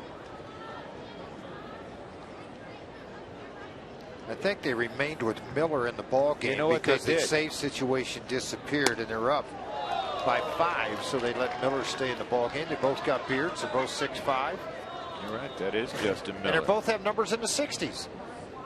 Not fair, right? Playing tricks on us. Tomas just 2 for 19 pinch hitting.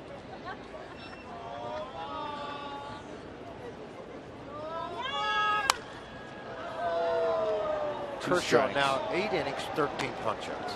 Isn't that crazy?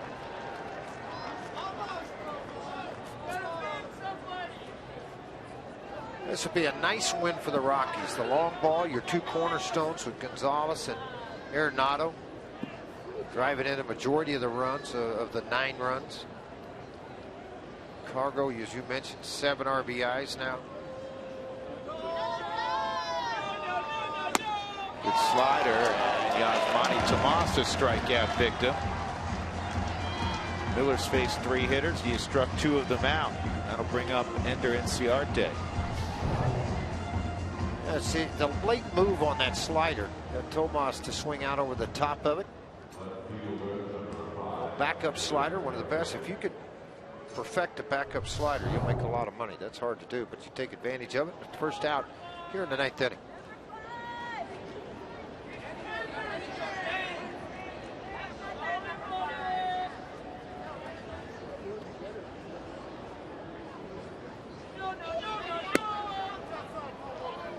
Ball 1 on Inciarte, walked in the first. Fly ball to deep center, ground ball to short, reached on a fielder's choice to drive in a run. That at the time gave the Diamondbacks a 4-3 lead. Then until Cargo hit the grand slam and then followed that up with a 2-run home run. 18 hits tonight for the Rockies. It's out of play.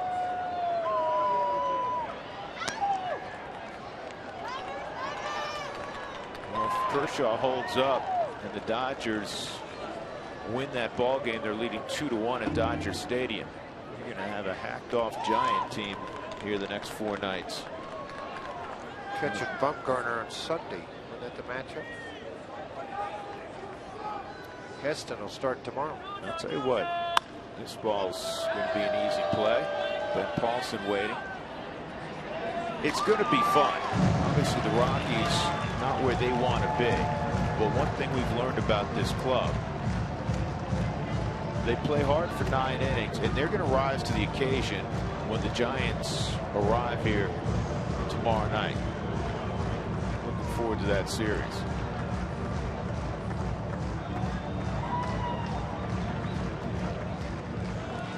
Two outs. Phil Gosselin at the plate.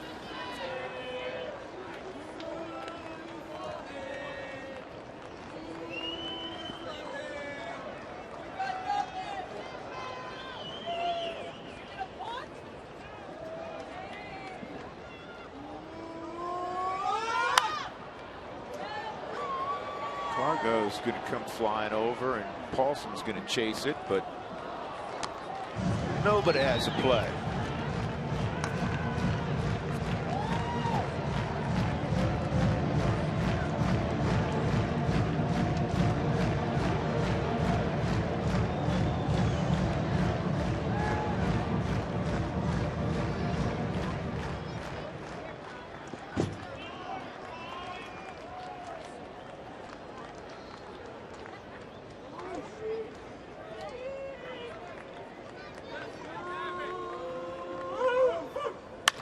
Ground ball to second. DJ has it, and the Rockies have defeated the Diamondbacks 9-4 behind a very special night from Carlos Gonzalez. 2 home runs, career high 7 RBIs, his 4th career grand slam, and the Rockies earned the split with the